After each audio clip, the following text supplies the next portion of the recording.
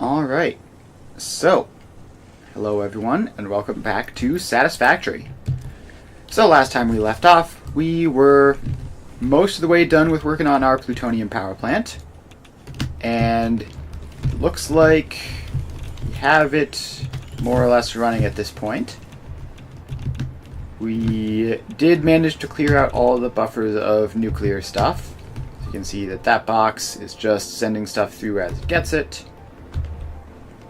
So, I think our first job is going to be just heading down here and placing in all of the reactors. Alright, let's drop down a bunch, and then we just keep going over this way. We have a big chunk of fuel rods stacked up by this point on this belt,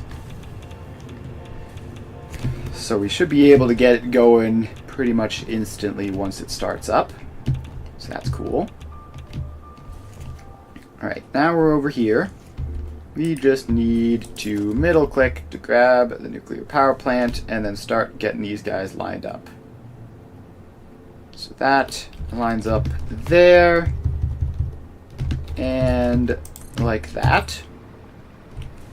And we just keep on placing these until hopefully we finish, or alternatively we run out of like cable or something. But I did grab a couple extra stacks of cables, so hopefully that won't happen, and actually we can select take from depot before inventory to help with that.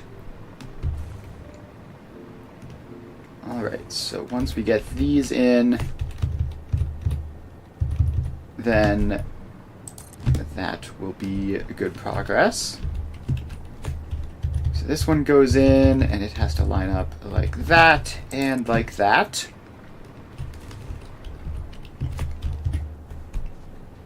Alright. Just like a row and a half left. This is much quicker than the first half, turns out. I mean, we're placing basically half as many of these for the plutonium as we were for the uranium. Also, wait, I should check. Okay, these are all max overclocked with the settings, so that is good. Oh, and apparently I forgot to drag the power poles along for these ones, so let's do that so that we can have all that stuff in. There we are. Alright, now to just finish up this last row. And you just go like that. And we just keep going along. This is probably going to be pretty quick, even compared to what I was expecting. So let's just get the rest of them in. Okay, aluminum sheets are apparently a limiting factor, but it's too late for that because we're finished now and we don't need aluminum sheets anymore. So that works out nicely. Okay, so all of the reactors are in. The next step is going to be getting the waste output. So is it just me, or is there something wrong with you? Are you not connected up properly? Why are you reading no power? You're not doing anything. Oh, do you not have water? Okay, I might have discovered a problem. Yeah, okay, this last one, the water pipe needs to get connected up. Now, is that enough? Yes, it is. Alright, cool. So, we get a free +1 reactor there. So that works out.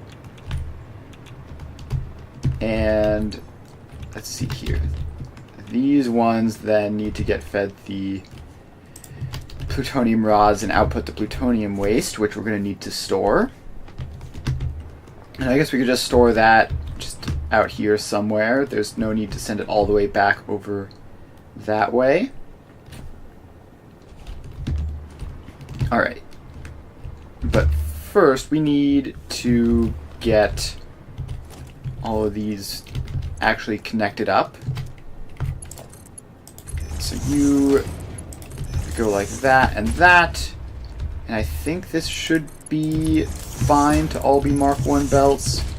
We might have to come back again and upgrade the waste output if it turns out to be a lot, but I can't imagine that it will be too much. So we just do that, and then we just have to repeat that for every row.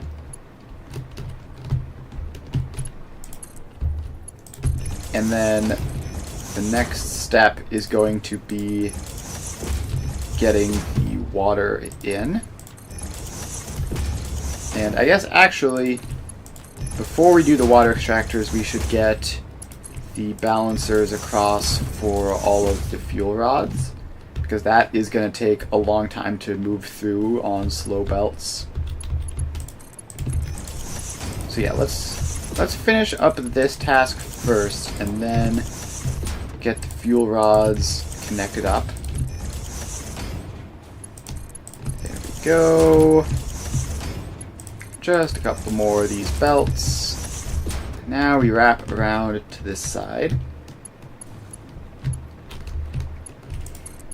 Alright, that is that. And we just keep on going. One last row of these connections.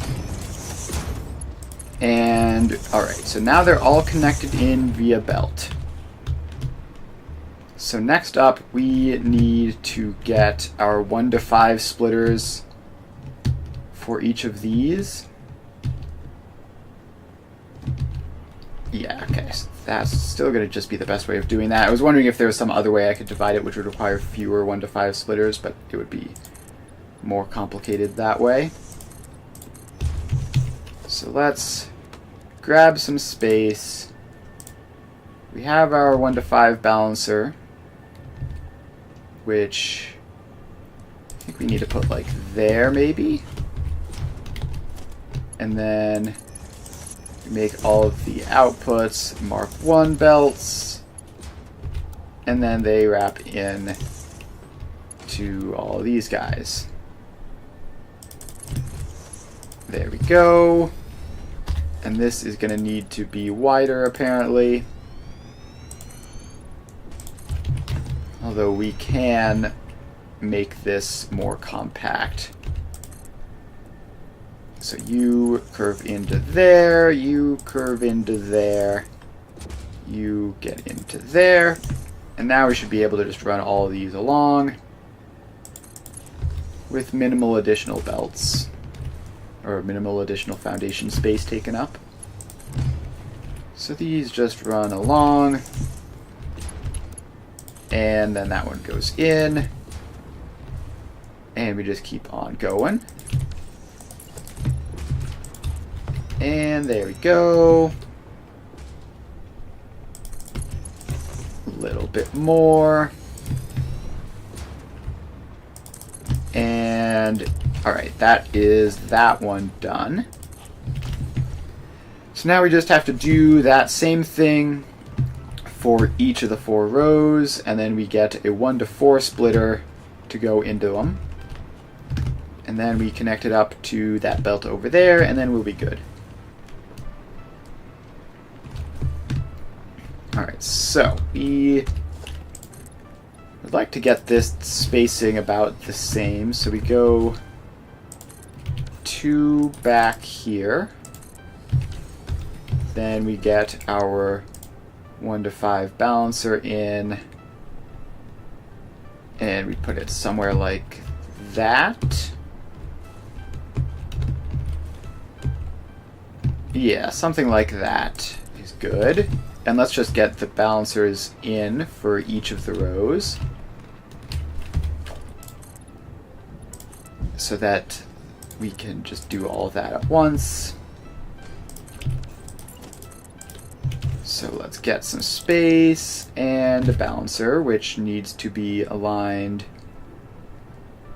like that-ish. They're not going to be perfect, but it should be close enough.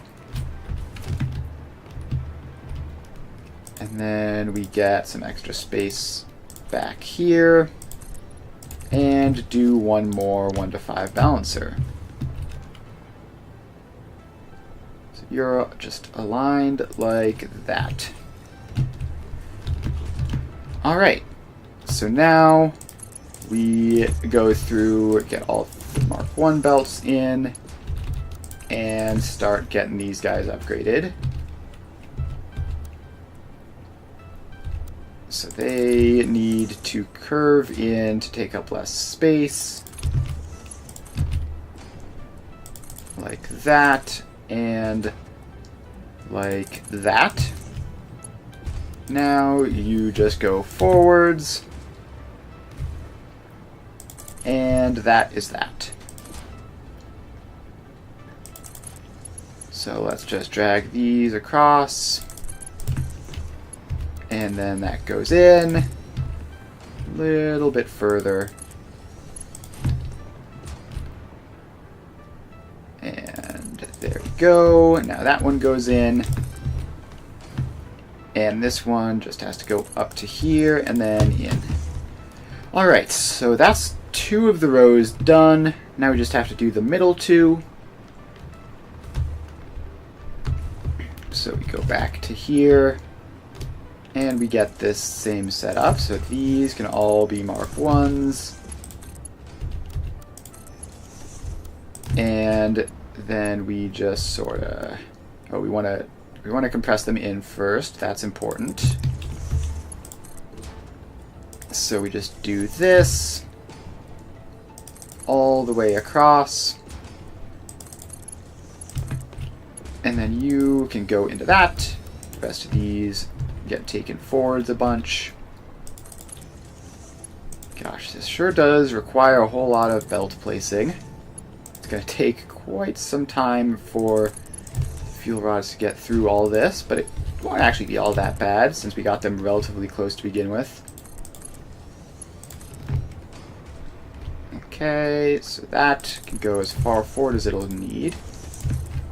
And not quite enough to make it all the way. So we stop there. Alright, 1 more row to go. So we're back to here. And we get all this stuff built. And you just go across to there. Then we compress them in to take up less space. Like this. Okay, wait. That needs to be a little bit further forward so that it doesn't clip. There we go. That just barely fits. And then we have to take these all a little bit further forwards. So off we go. Let's see. Belts go forwards and then in. And you go forwards a bit and in. And then this one goes up to there. And then up to there and then in.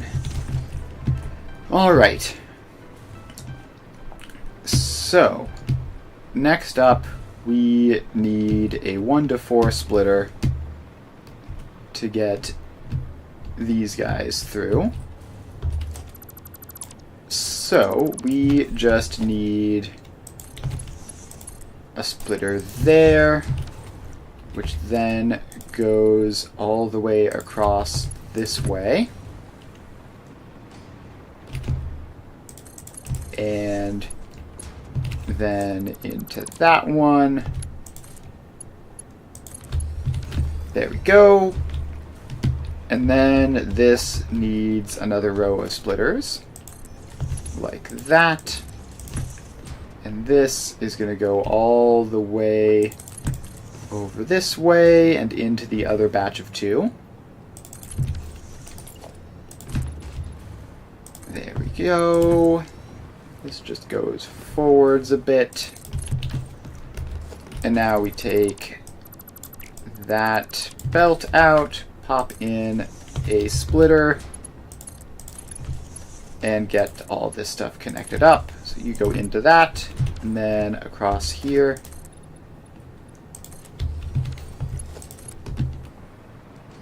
So this just goes across, and then in to there.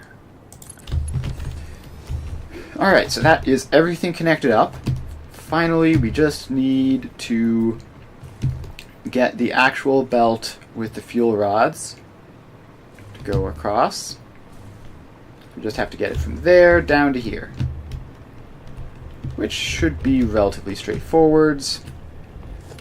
Let's just get that foundation out that way, and then branch it along this way. Okay, so now this is all set up. And we just need to put the belts on the foundations. So that goes to there. Pops down to that. And comes across. So all the way over to here. And then right in. Alright, that is all set up. So that's plutonium fuel rods attached. Now, last but certainly not least, we just got to do the water. So we need just floor holes somewhere along this way. Have them lined up like this. We're going to get all the floor holes in. Then loop around and do all of the pipes, and then we're going to go underground and do all the water extractors. So there we are, that's the first row. Just 3 more rows to go. So we just go along, placing in floor holes. This is where having larger blueprints would be nice. If we had larger blueprints, this whole thing would have been done like a billion years ago, but that's fine. The building process is quite satisfying to do. Not always about going as fast as possible.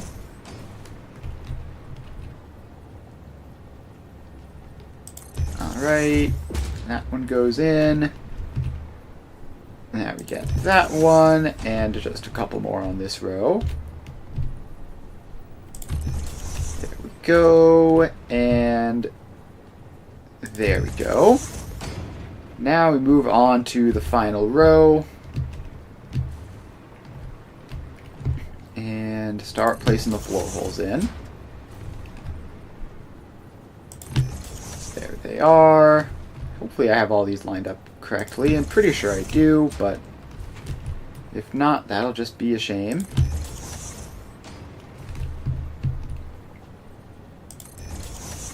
Okay, all the floor holes are in, and now we just have to connect the pipes across so that once we get the water extractors in, that will all be sorted out. And now we go back to here. We have to make sure to grab from the reactors down to the pipelines, otherwise floor holes do weird things. So let's just run along like this. And that's another row done. Making very speedy progress here. This seems way more than twice as fast as the first time I did this, maybe because I already have most of the preparation done, like I know exactly how all this stuff works, so I don't really have to think about it as much.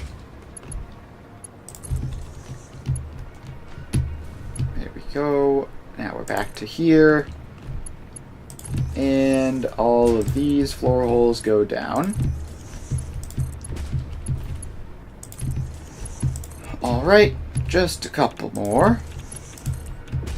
And that is that.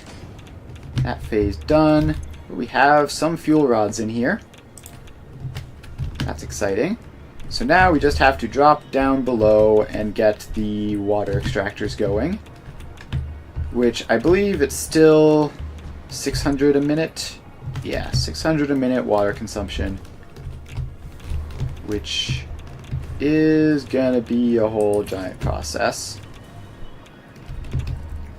So we need to get these water extractors in and lined up and close by to the floor holes. Then you need power shards.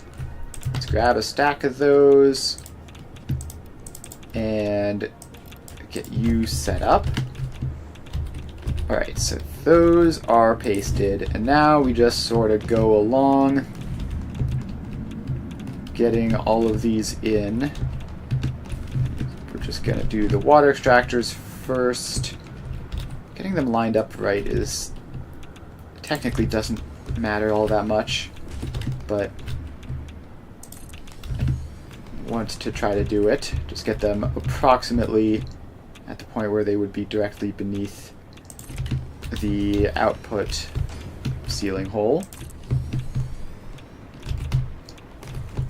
Alright, so just a couple more like that and that. They're not quite all aligned with each other, which I guess is fine. Alright, so that's the first row done. Now let's move back to the next row. There should be 4 rows, right? So hopefully we don't miss any. That would be quite embarrassing. Okay, getting this lined up like in every dimension is surprisingly difficult because of just how weird it all looks. Alright, so those can go in. We should be able to sort of triangulate based on the locations of the other rows. That should be somewhat helpful. Alright, those are in. That was a bit too far back, but it's fine. And then this, I'm just going to guess somewhere like that. Yep, that's pretty good. Okay. So that's 2 rows down, 2 to go. The next one is all the way back here. And if that's in like that, it's a bit further than usual, but still totally acceptable. Now we go to here and get those in. Water extractor placement has got to be the worst part of this whole thing. So get more water extractors in there. We seem to be drifting further to the left relative to where we want to place them. So let's try to compensate for that here. Alright, that's better. And then one more in this row, which can go something like that. Those are a bit too far to the right, but it's fine. Alright, we have 3 rows in, just 2 more to go.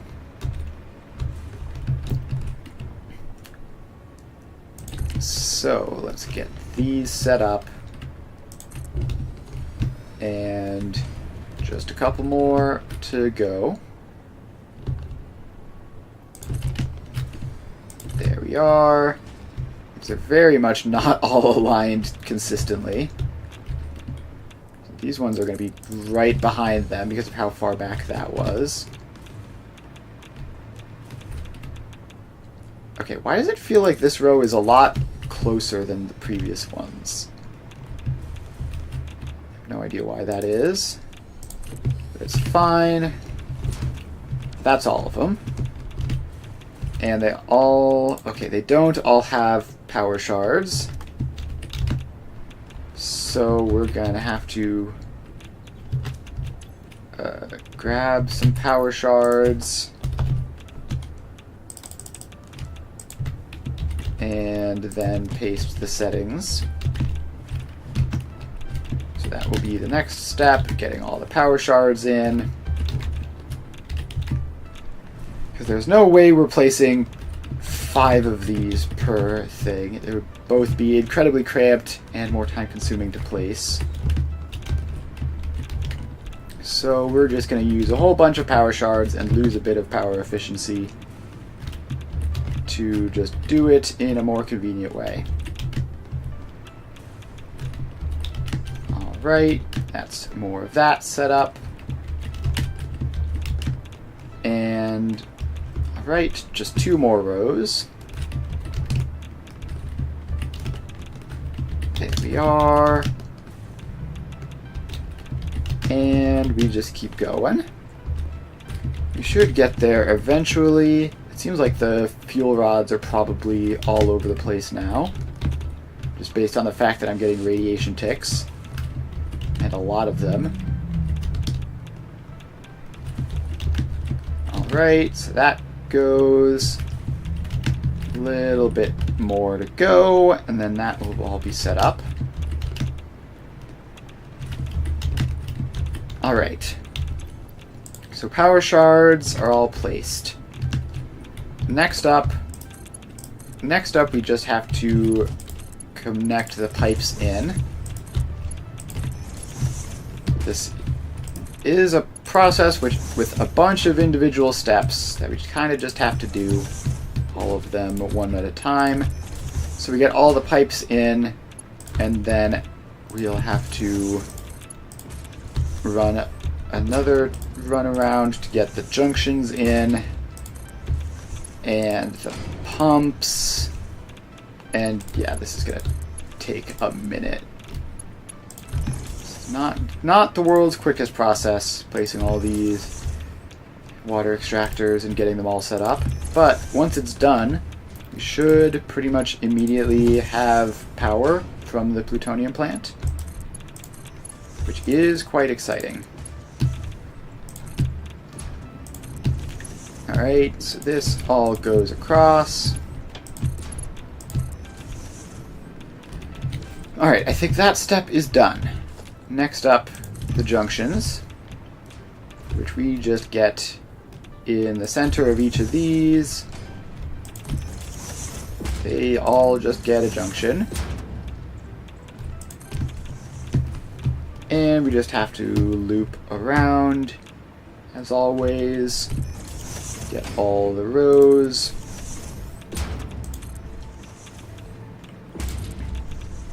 There we are. 2 more rows of this. Gosh, there sure are a lot of steps. I'm thinking, like, how many more times we're going to have to run back and forth across these rows of water extractors, and the answer is a lot. But it's fine. We are making progress. I think we might be halfway through all the various steps that are involved in this. Alright. Junctions are all in. Next up, we connect the junctions to the sealing holes. Like so. And this is going to be tricky because it's a lot less standardized exactly what the gap between the junction and the sealing hole is. But we're just going to go through and get all of them. So once this is done, we need to add the pumps onto the pipes. Then we need to get the power connected. And I guess that's it. So we are definitely getting there. should be done with time to spare, I think. That is in. Then this one goes up, and one more. Alright. One last row of this. So we just run along, getting all of these guys placed in. Try not to run into the pipes as we place them.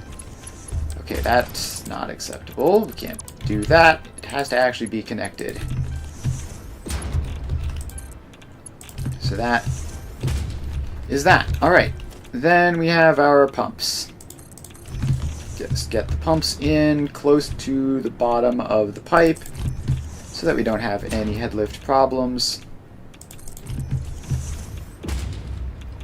There we are. And that one's like exactly vertical for some reason. Alright. The pumps are getting there. And then we're just going to need power and we will be good to go. And I really hope that these pumps have enough juice. It looks like they did on the previous rows, which should be identical in terms of lift to where these are going. So there we are. And one more row. So these now all get placed in, and that will be the pumps. Alright. So now the only thing we have to do is power. So let's find one of these ceiling supports. Grab you, bring you over here, and now we start connecting things up. So that is all of that. Let's bring you a little bit forwards and get all of these guys connected. How is that connected? Did I misclick somewhere? I must have misclicked somewhere. That's funny. Okay, so we just have to get as much of this going as possible. And then we grab another one off of you and bring you forwards a little bit. Yeah, one of the downsides of the ceiling holes is they're so tiny that it's kind of hard to click on them compared to like the full-size power poles. Alright. That is row 1 finished.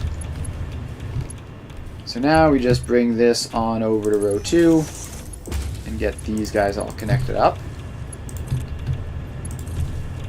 So there we go. And off we are. That's all set up. And then we connect these ones up. Alright, a whole lot of clicking to do, but we are getting there. This is definitely the most click-hungry portion of the build.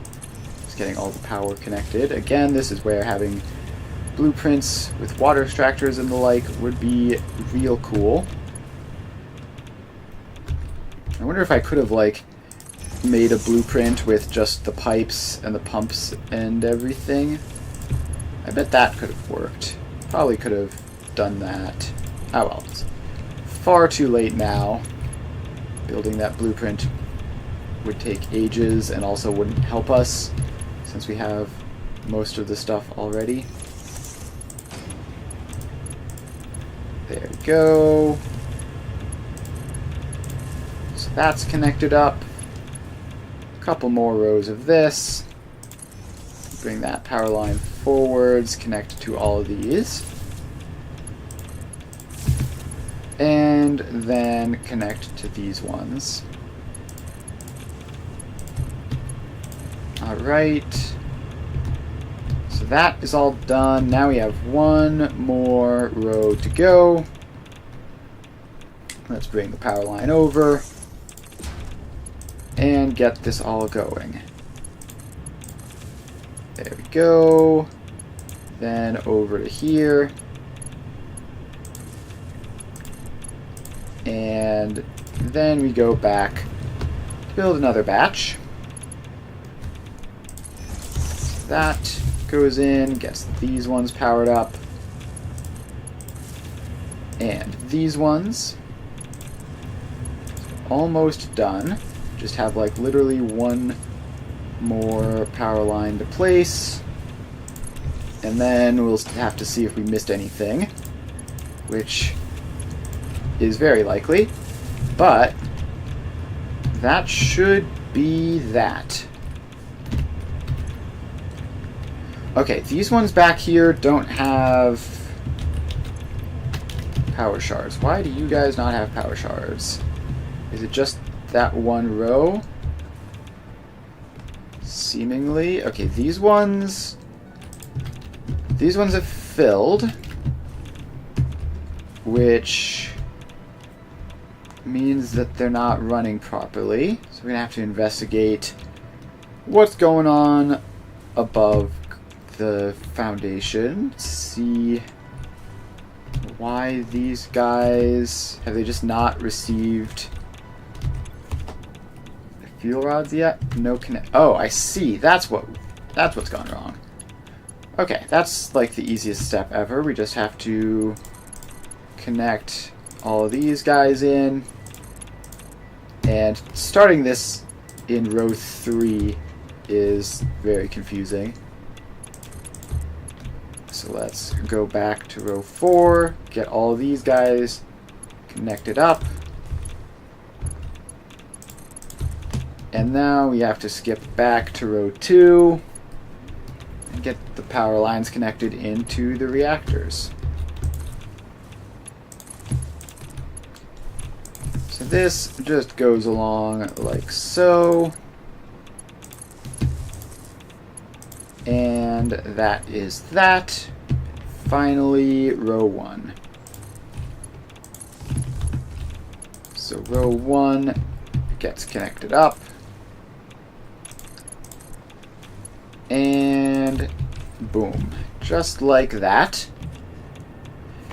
Power production spikes up dramatically and seems to be working, at least for that particular one. So then we just have the plutonium waste to deal with, which is 2.5 per minute per machine. Now let's see if I can see. Yes, we do have plutonium waste going out on the belts. So this is what? 5 times 4, so 20. 20 times 2.5 is 50 plutonium waste per minute, which is really hardly anything, but we are going to have to collect it up. So let's get a merger and just send it back that way, I guess. That should be nice and out of the way, but actually we need this to be accessible for our Fixonium power plant. So let's actually bring it up this way. So we were just gonna get mergers on each of these. Let's get them on this line. Okay, apparently that didn't merge up. That didn't line up correctly, but it's fine. It should all work out. There we go. You go like that. And then a little bit further here. I don't know why it's giving all of those fake alignment icons when it's definitely not aligned, but it's fine. We just connect these guys all up. And if it's only 50 a minute, we can even use Mark 1 belts for all of this, which is pretty neat. There's a lot less waste here. And if it also stacks to like 500 like the uranium waste does, we're gonna be good for ages on our storage. So that is all connected up. And then, yeah, I guess just basically here is as good a spot as any. So let's find our 5x5 foundation and get it lined up. Oh wait, no, that's the wrong button. What button? B for flashlight. B classically stands for flashlight, of course. Not sure why that is, but whatever. Alright, so we get a foundation out here like that. And now we can go to nuclear waste storage. This steel beams and pipes. So let's grab some of those. And we're gonna have to wait a little bit for the resources to come through. And hopefully in the meantime this doesn't all clog up. It shouldn't, but it might a little bit. You might get pushed back to the machines. Okay, some of these guys are having water issues. Why is that? Oh, this didn't get connected, so we can just reattach that. Do you see some yellow lights over there, which we might have to investigate at some point. Alright, now let's go back, see if our nuclear waste storage is buildable yet. Nope, we still need another 200 steel pipes. The cost of building an insanely huge amount of storage is that you have to kind of wait for it to get built. Now if this were Factorio, I could just place the blueprint and wait for the resources to show up. But it isn't, so I can't do that. But it shouldn't be that much longer anyways. We should... Alright, now we're 100 short. And let's see, how do we want this lined up? Like this, so if we can technically add even more storage later if we need to by expanding it out to the left. It's probably insanely overkill. But insanely overkill is fine by me. Alright, so that gets placed in. And we then just gotta connect you all the way back to here. Actually, before I do that, I want to get these splitters upgraded to this mode. So this is all right, center any right overflow. So we now paste this across, center any right overflow, connect that in, and let's just make this like Mark III belt randomly so it's a little bit quicker to go through. And then it's going to go super fast once it hits this part. There we go. And this should deplete pretty quickly. So let's see here. You are 2.5 per minute. So that is confirmed 50 a minute. So if we go all the way up here to the top, does this stack to 500? It definitely stacks past 50. So yeah, probably does indeed stack to 500.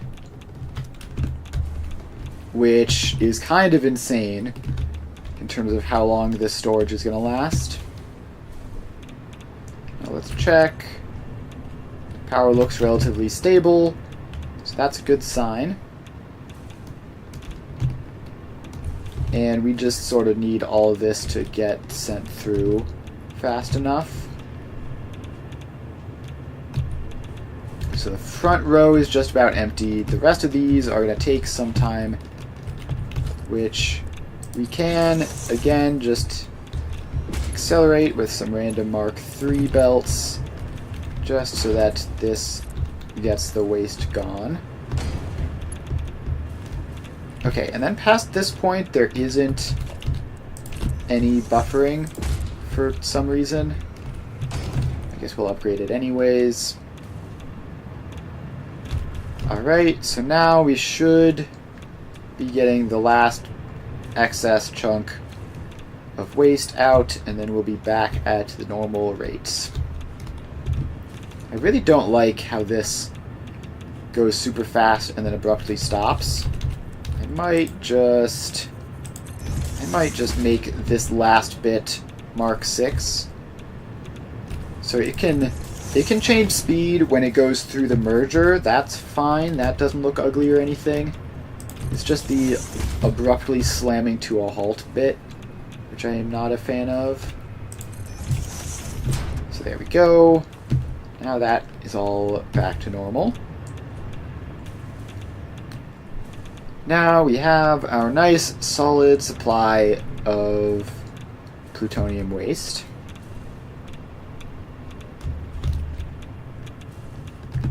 And that should be all set. So this is going to get filled very, very slowly. It's going to take so long even for this first box to fill up, because our nuclear uranium waste was like 1,000 per minute or something insane. And we still had enough for hours and hours of that. So now if we hop over to here, it's going to be even more insane. Yeah, like this here is sitting at 1,000 a minute. A bit inconsistent. I wonder if I can... I could do some work to make that a more consistent number. And actually, yeah, let's do that. So this box is empty, right? Okay. So all we need to do is just get a limiter down to 1,000 and just attach it into there. So we need to branch 200 in a loopback system. So we have a priority merger there. We have a smart splitter just past it. Now how do we get 200 easily? It's 120 plus 80 or something like that. Okay, if it's 120 plus 80, then that shouldn't be too bad. So we just need a splitter here with a Mark II belt. So that was 120 going into that. 40 goes back there. 80 goes forward here. And then this does 120 plus that 80. And this would be, I guess, left any center overflow, although really it needs to be both. So this is... Wait, this is wrong, isn't it? Yeah, because we actually need to get the 1,000 out. Alright, so instead of just doing it like that, we're going to have another side branch.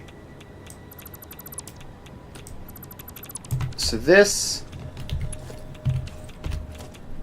produces the 80 that we care about for it, and that can just line up like that. Then we have another smart splitter there,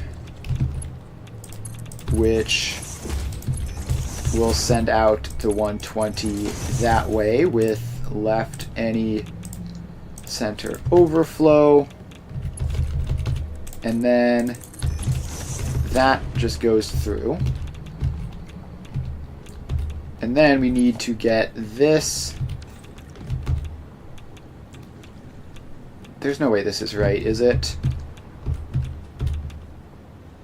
So we have 1200 here.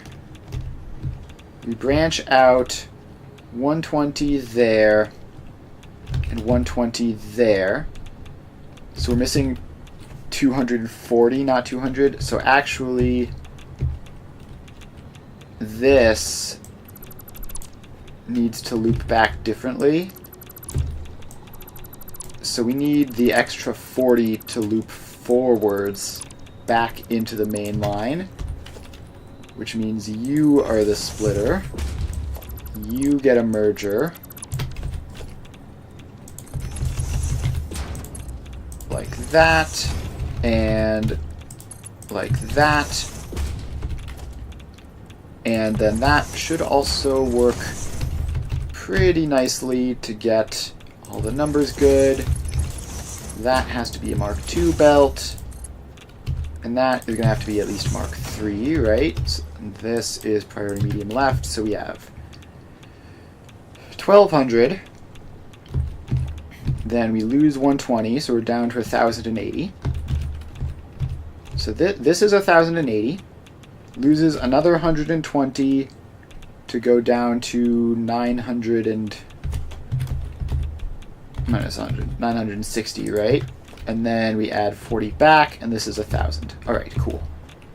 So that should work. And now we just need to connect this all up real quick. So take that out. That connects forwards. Take that out. Connect it into here. And now, okay, now we need to find an empty spot, but preferably somewhere which is only partly empty. Okay, like here, to throw that stuff away so that I don't have that in my inventory. Speaking of in my inventory, we are burning through iodine-infused filters like crazy right now. Let's grab another set and get in a throughput monitor there. So this should be limited. I don't know why it's showing throughput rate of 0 when I click on it, but it should be limited to exactly 1000, which should then be helpful for telling me if something's gone wrong. Now let's fly away from that area to see. All right, the radiation level is decreasing, which means that I have successfully removed all of the nuclear waste from my inventory. So now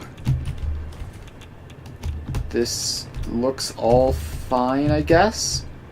It's going very, very fast, but it should be okay. And actually this is sticking every so often, so let's go investigate why that is, and also just drop in to make sure that this is right. Alright, it's showing 999, but it's a nice stable pattern which looks a lot like 1000 to me. Alright, so let's then make our way back up the chain to where the nuclear waste is going, because it seems like something might be going wrong with that, because it is buffering. Okay, I see a yellow. Is this even the same factory? What factory am I in right now? What are you guys doing? You guys make iron plates from plastic, and you're 70-ish%. Yeah, no, this is the thermal propulsion rocket factory. Not really concerned about a 98% over there. So we go back over here,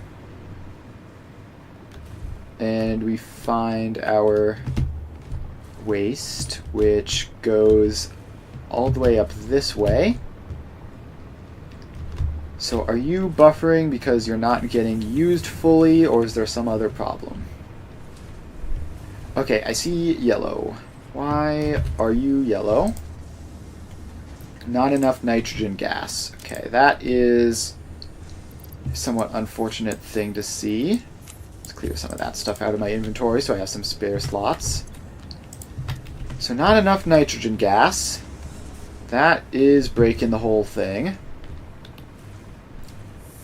So let's find the nitrogen gas source, which is going to be all the way down near ground level.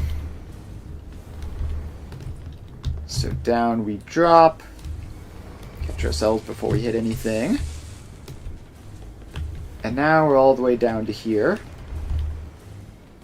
And we have nitrogen gas going through this. It's registering 50%. Despite seeming to be fine.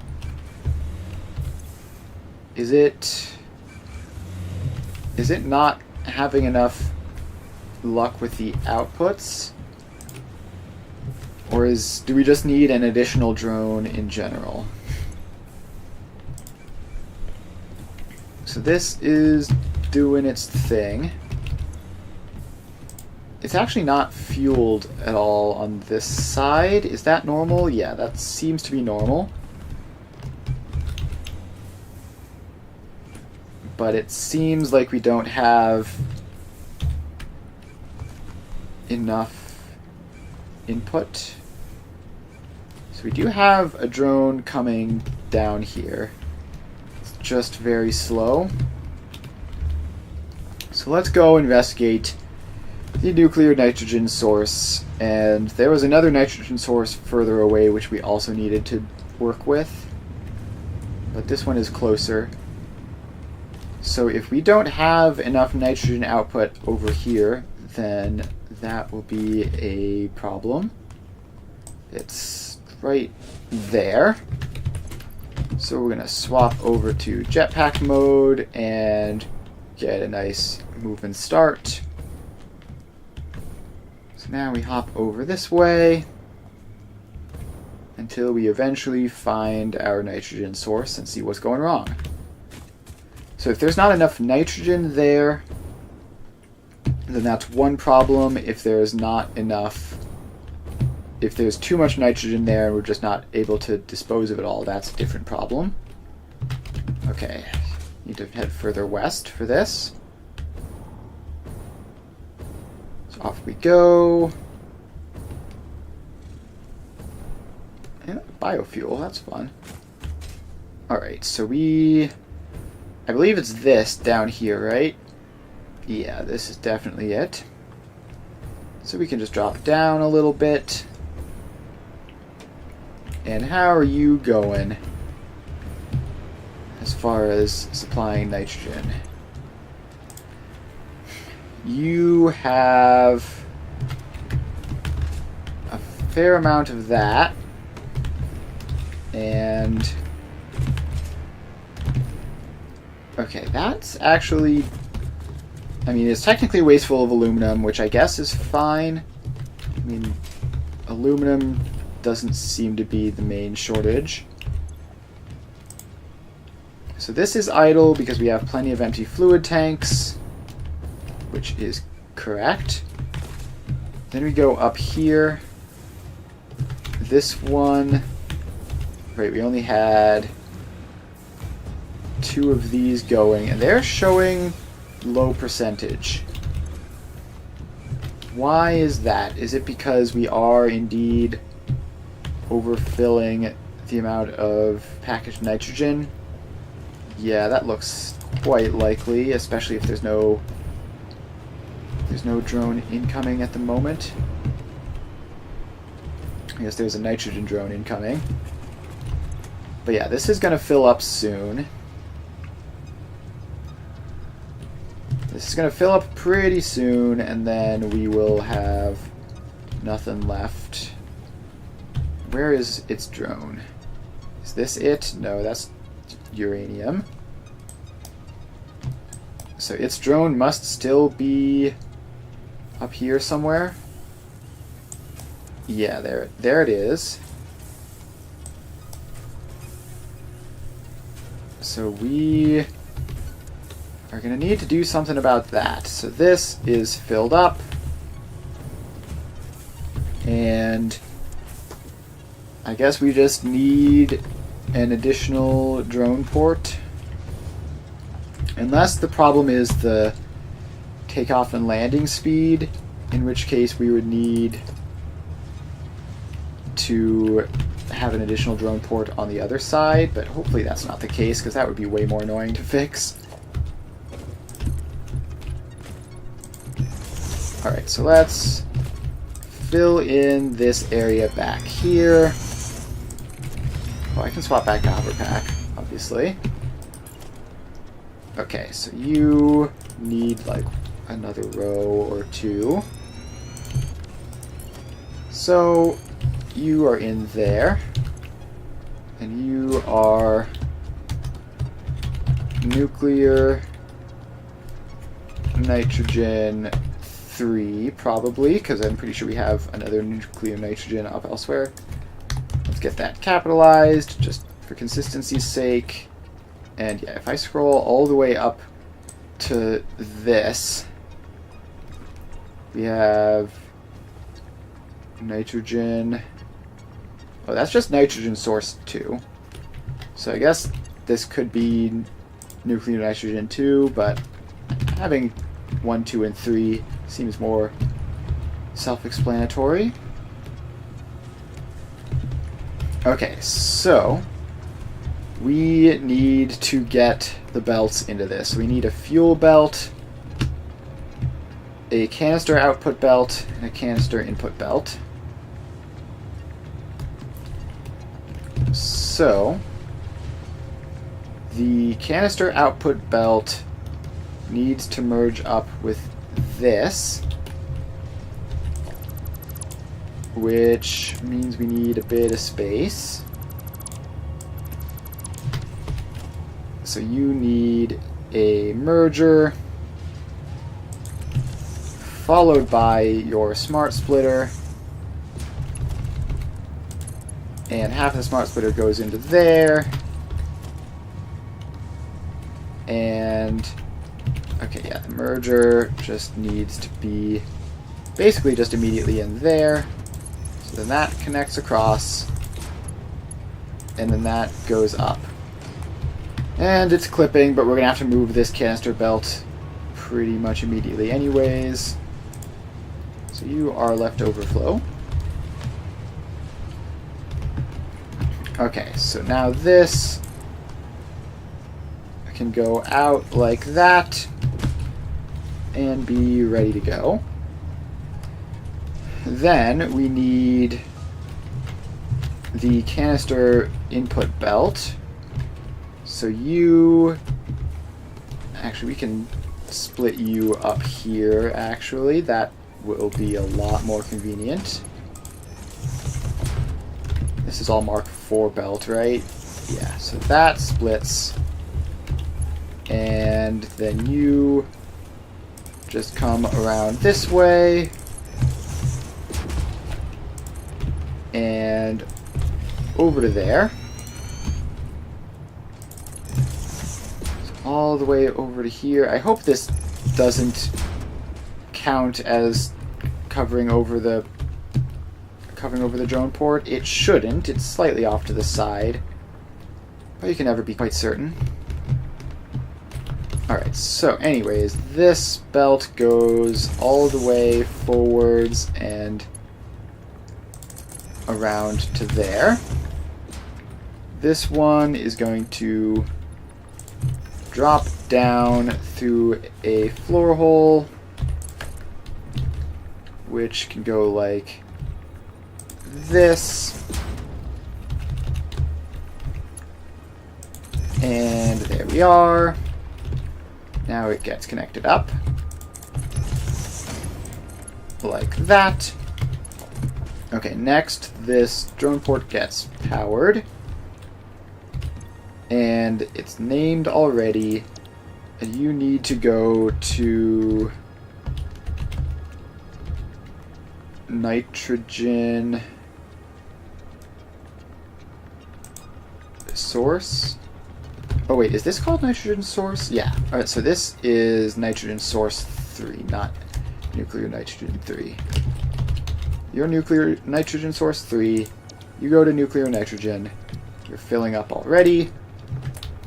So now we just need to get the fuel back, which we should be able to... We should be able to take it around the other way. So you go like that, and then around this way, and I'm using all sorts of random belt speeds for this at this point, which is certainly a bit confusing, but it's fine. So now you just need to get around and into this. Alright. Please place facing a normal direction, like that. And like that. Alright, so you are all set up. Now you get a drone. And that should be all good. Assuming that the delay at unloading isn't the problem, that should supply all the nitrogen we need. Once it gets its rocket fuel, which I can give you a little bit to start off, so we don't have to wait for all this stuff to move along on the belt. So that is another drone off. And should be all that can easily be done there. Swap back to jetpack mode. And then fly back to the nuclear power plant. See what's happening. Is that a hard drive that I've grabbed already and didn't dismantle? Or is that just an entirely ungrabbed hard drive? Let's pop down and figure out which it is, and then dismantle it. Alright, so here we are. Yeah, already grabbed that one. Dismantle, and move along. Alright. It's really quite close if you head there directly instead of getting turned around halfway. So already, here we are. What power plant is this? This is magnetic field generators. Forgot that that was a thing. Alright, now we're here. We have 2-ish stacks of plutonium. Alright, so that is now all set. Hopefully the nitrogen supply will be better now. If not, then we'll just have to be sad about it. And obviously it'll take a little bit to figure out whether that's actually fixed it or not. I have to like head over to the nitrogen supply and just stare at it for a minute. Alright, so here we are. And we have too many empty canisters, actually. That's a big part of the issue at the moment. These are backlogging like crazy. Of course, the lack of packages is also not helping at all. So there's sort of equivalent problems. Alright, so the drone is here. It's delivering nitrogen and accepting the canisters. It's showing a transfer rate of 269 items per minute. And I think we need it to be something like 300 some, 330-ish, to get 2 of those and 1 of these. So hopefully that's good enough. And hopefully we don't wind up... We shouldn't ever wind up with more canisters than fluid tanks, right? Because it's just like a perfect loop at this point. Every canister that goes in is immediately getting sent back out on the same drone, so it should be okay. But it is filling up like crazy. It is certainly a lot of nitrogen unpackaging. And it is going up, so these now they have excess for all of these, so that's obviously a great sign. I mean, it'll last for at least like a minute or so once we run out of supply. I guess 150 a minute means a stack of 100 isn't even all that much, though. Yikes. Alright, my inventory has a bunch of steel beams in it, and a bunch of random ores, which I keep taking out of my inventory despite knowing they're inevitably just going to show back up again. So let's clear all that stuff out, and then sort. So there we are. Do we have another drone coming in for us? Doesn't look like it, unless it's this one that's circling for some reason. Oh, it is. Okay. Why are you doing that? Why are you circling instead of just landing and doing your thing? We need the nitrogen. Or maybe you're head back up? You might be headed back up, actually. Because you did just leave, didn't you? I don't know, let's go up and see if we can spot the actual physical drone in the air. There's a drone coming down. What are you? Hard to say. Drones are weird, man. I don't know. Alright, yes, so that is a drone supplying nitrogen, which is good. So these guys are still don't have enough, but hopefully this will help. Yeah, we might need to add in the additional drone port at this rate. It's not looking good. Okay, that was just kind of embarrassing. You must be the new one, because you hardly delivered anything. Alright, yeah, let's just get an additional drone port in. So we just get some foundation back here. And fill all of this space in. So you get a drone port. And you are going to be nuclear nitrogen 2. Which you then get power pulled over to there. And now we just need to get you connected up to all this stuff. So you need a splitter. Actually, wait, no, you need a merger, right? So you get a merger off of that. And then this goes back and into there with a bit of a gap so that other stuff can get out past it. And then we need to split off our return. So, gosh, how is this even gonna work? I guess we just need a splitter like here-ish. Splitter goes there. That goes across. And then this just has to like go up. And over this way. And do we have a traffic jam situation with the trains? No, it's just these couple of weirdos doing their thing. Alright, so then this has to run all the way around this way, and then land in there, and move in.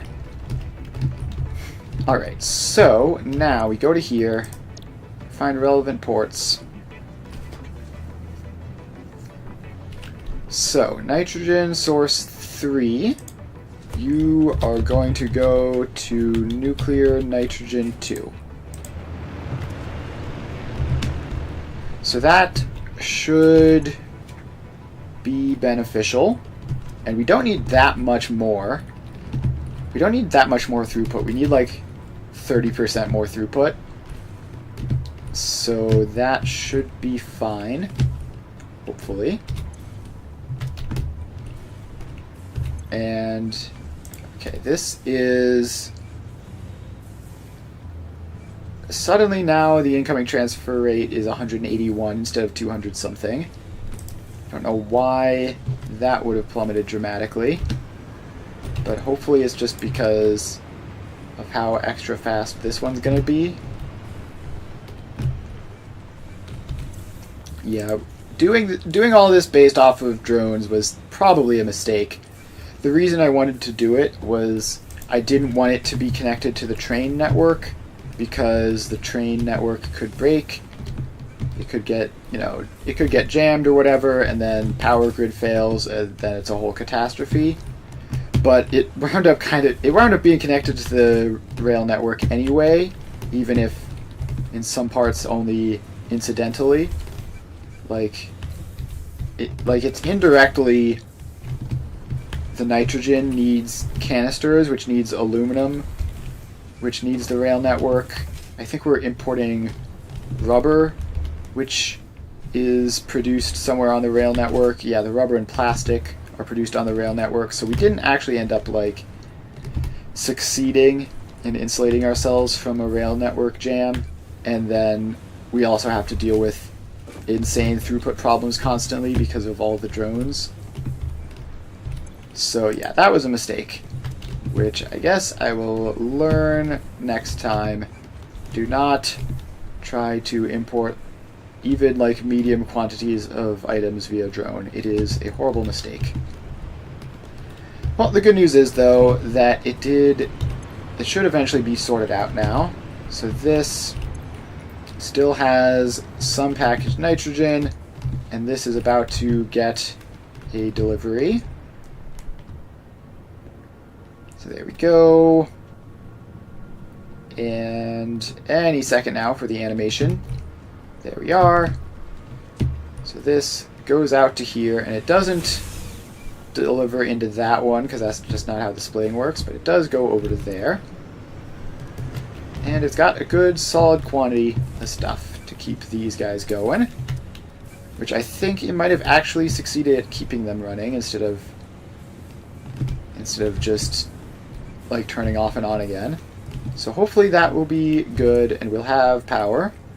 We're almost at 600k megawatts, which is pretty cool.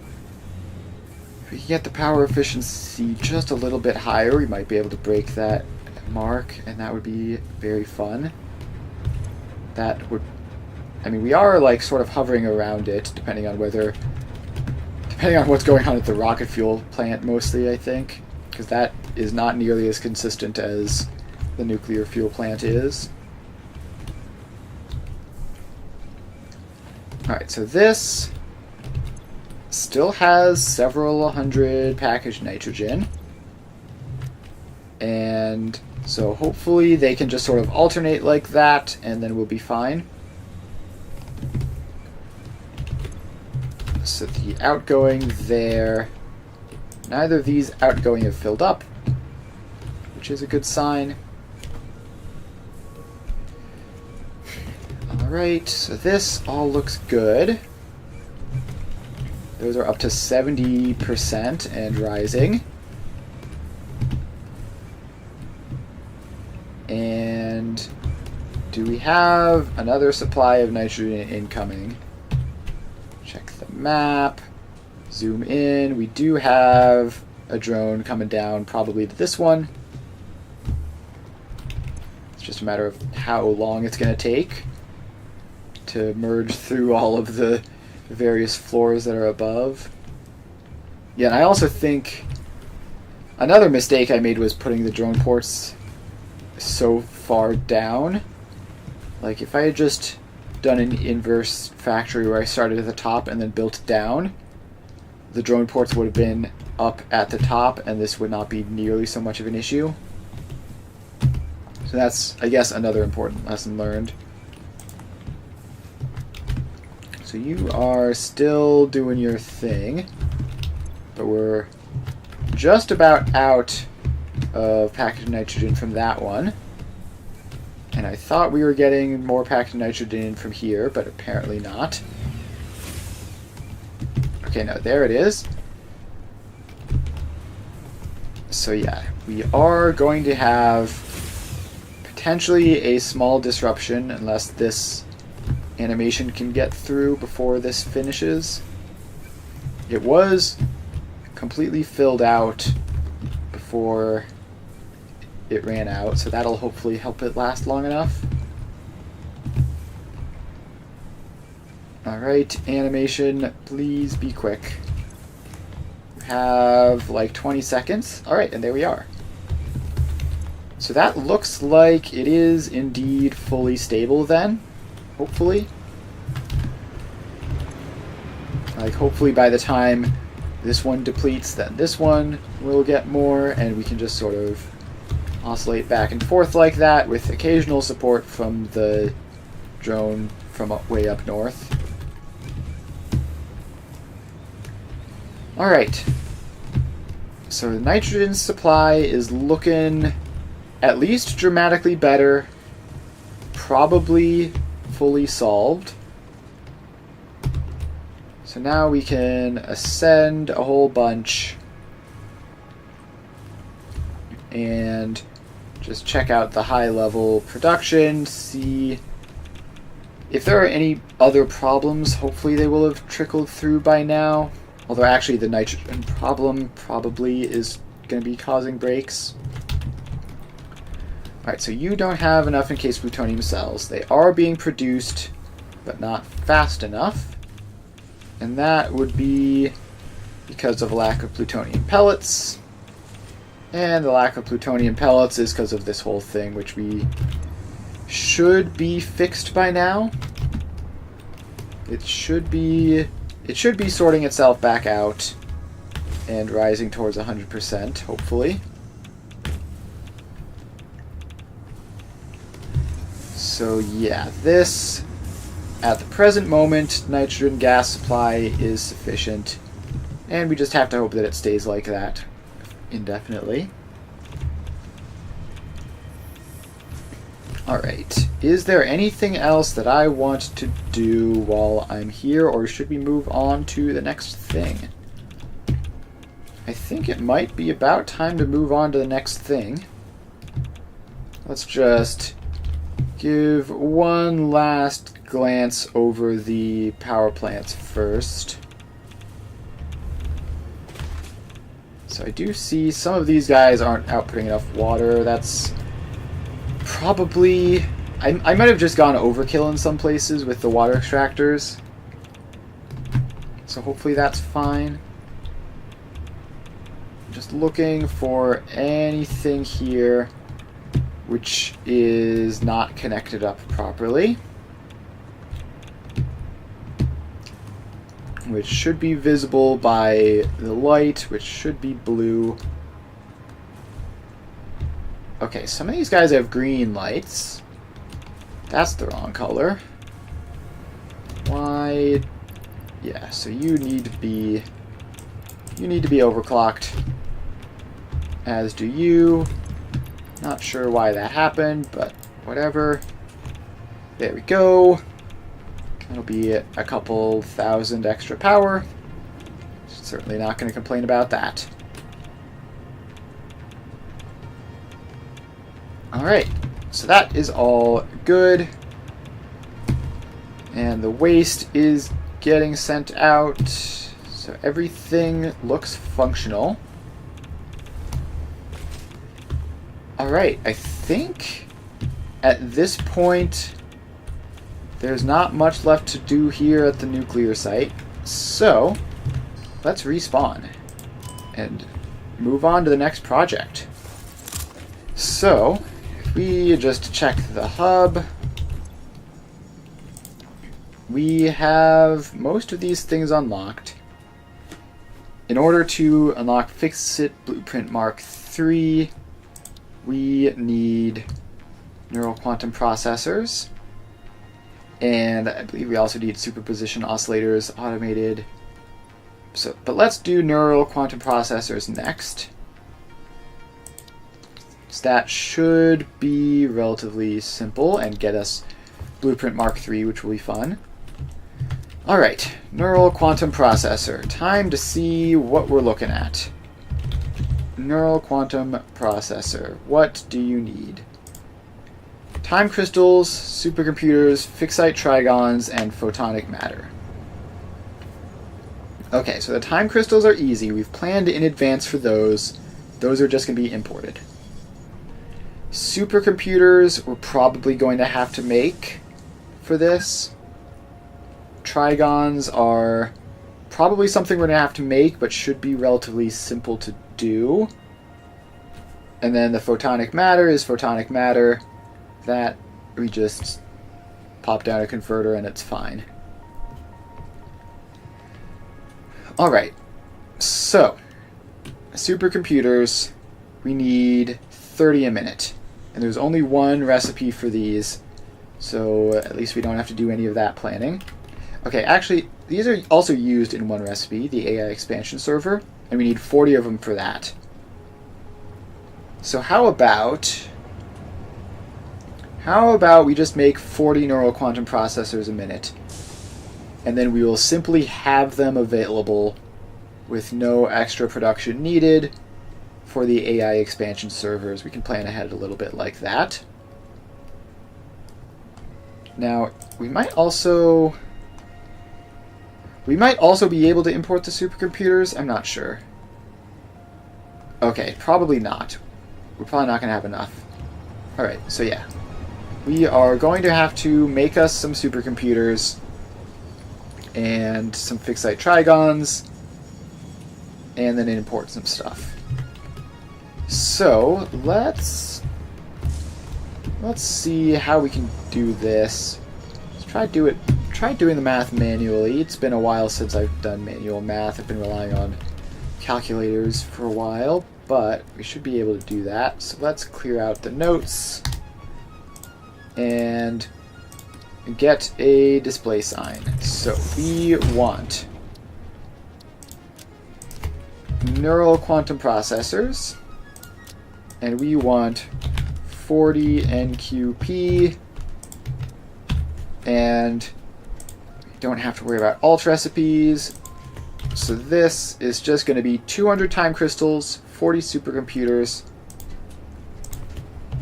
200 time crystals, 40 supercomputers, 600 fixite trigons, and 1,000 EPM. Alright.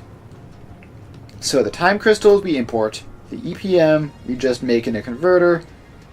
So the trigons should be relatively simple to make, right? So we just go to them, and that 600 trigons is 200 ingots. 200 fixite ingots. I forgot how few alt recipes there are at this point. And these are apparently also only used to make Fixonium fuel rods, which, yeah, that'll be something we worry about later. I think we need to unlock some stuff for that. Right? Wait. If we go back to the hub, we haven't actually properly unlocked Fixonium yet, right? So we go here, and oh, we have. Wait, when did we do this?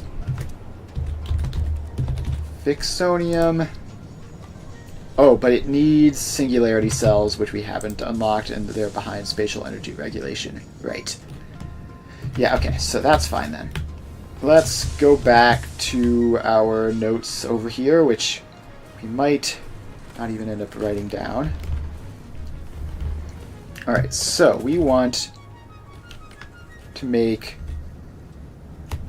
neural quantum processors. We have all of this stuff written down. So, 200 fixite ingots. How do we make those? The answer is a whole lot of something. It's going to be a ton of iron, apparently. To make 200 of these. So let's see. It would be 800 deuterium.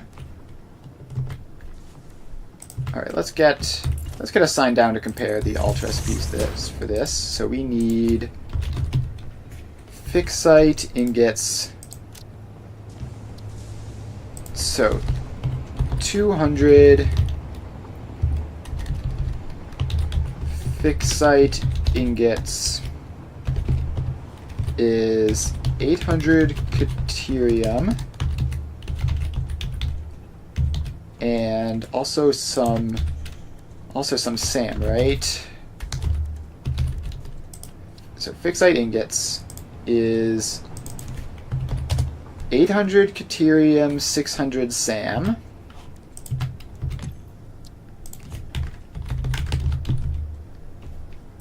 Or there are other alternates, right? So we could go with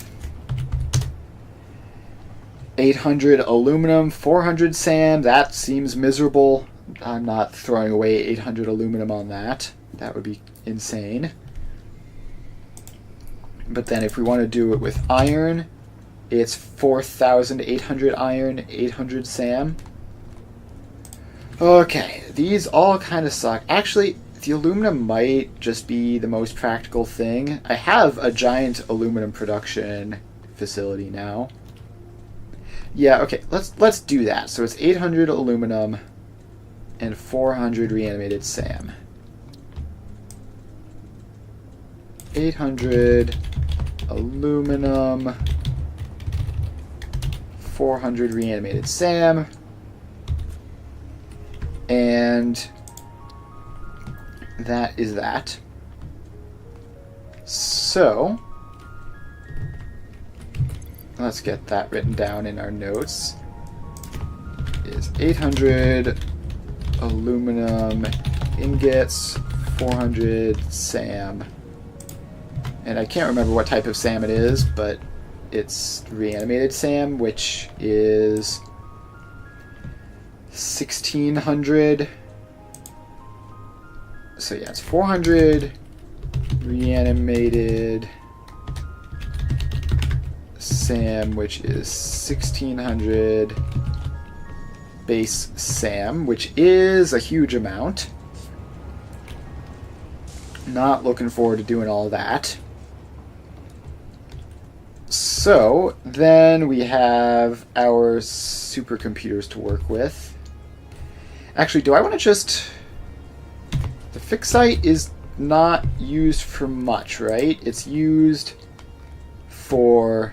It's only used to make trigons, and the trigons are only used for biomechanical sculptors, Fixonium fuel rods, and neural quantum processors.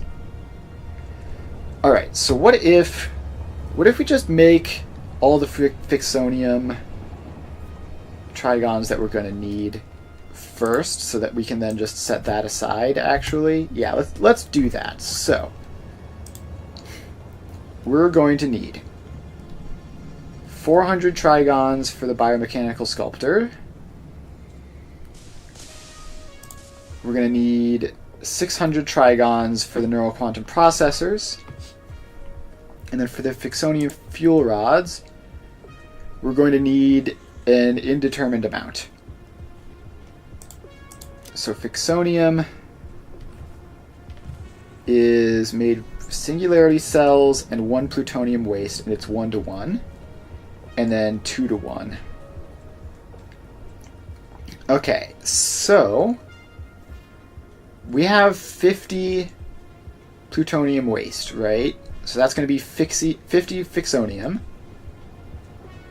which then converts to 25 fixonium fuel rods, which is actually just the exact normal amount for this. So would need 1,000 fixite trigons for that. So in total we're going to need 2,000 fixite trigons.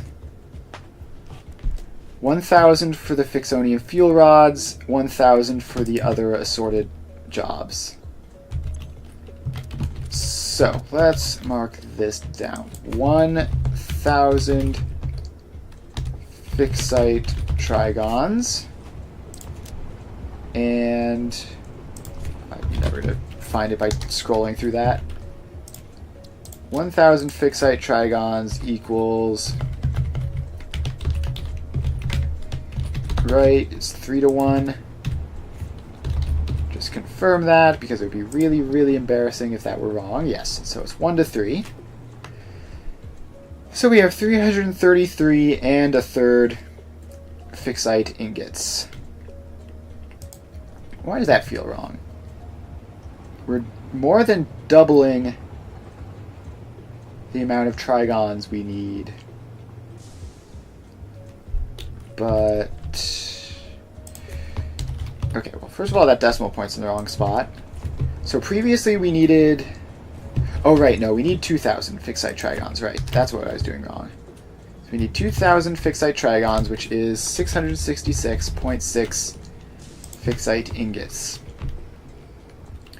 Which, boy, that is a lot. So then the fixite ingots, which, if we use this recipe, is 1,133. Add the extra 0 in. Reanimated SAM. And add that in. Aluminum ingots, which is our brand new fancy aluminum production even able to do that? I really hope it is. Because if it is, then this is relatively simple. If it's not, then we're totally cooked. So let's head over to the aluminum plant and see what's going on down there, which I believe it's far to the south, right? Southwest, maybe? I'm pretty sure it's like this corner. Be easier if it would pop up. No, that's the time crystals. So let's search aluminum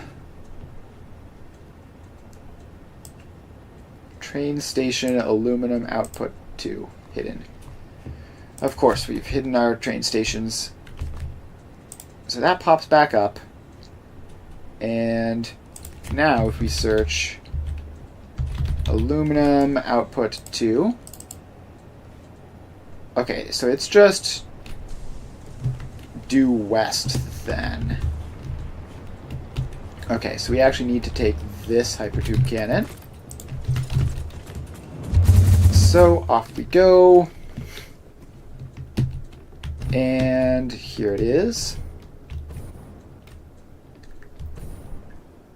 Now, how much aluminum is this guy making? Is it even still functional?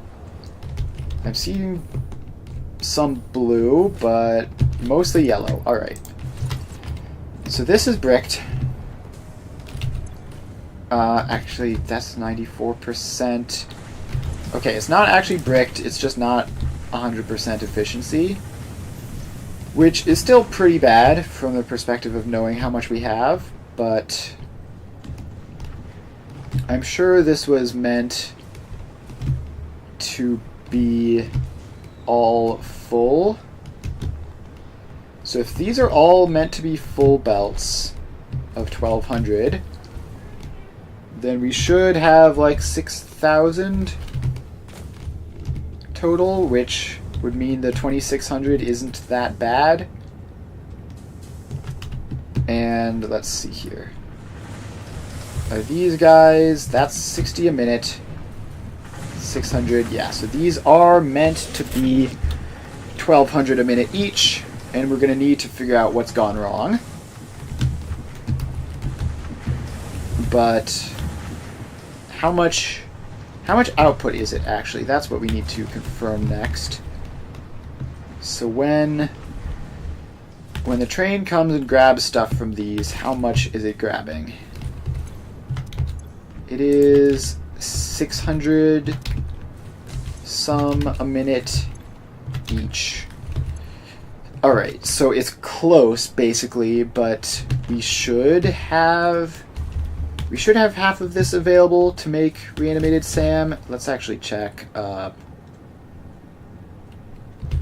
Let's see. Neural quantum processors are made from supercomputers, which don't need aluminum. And then the other thing which we're likely to want, superposition oscillators, are made from aluminum, so that's kind of sketch.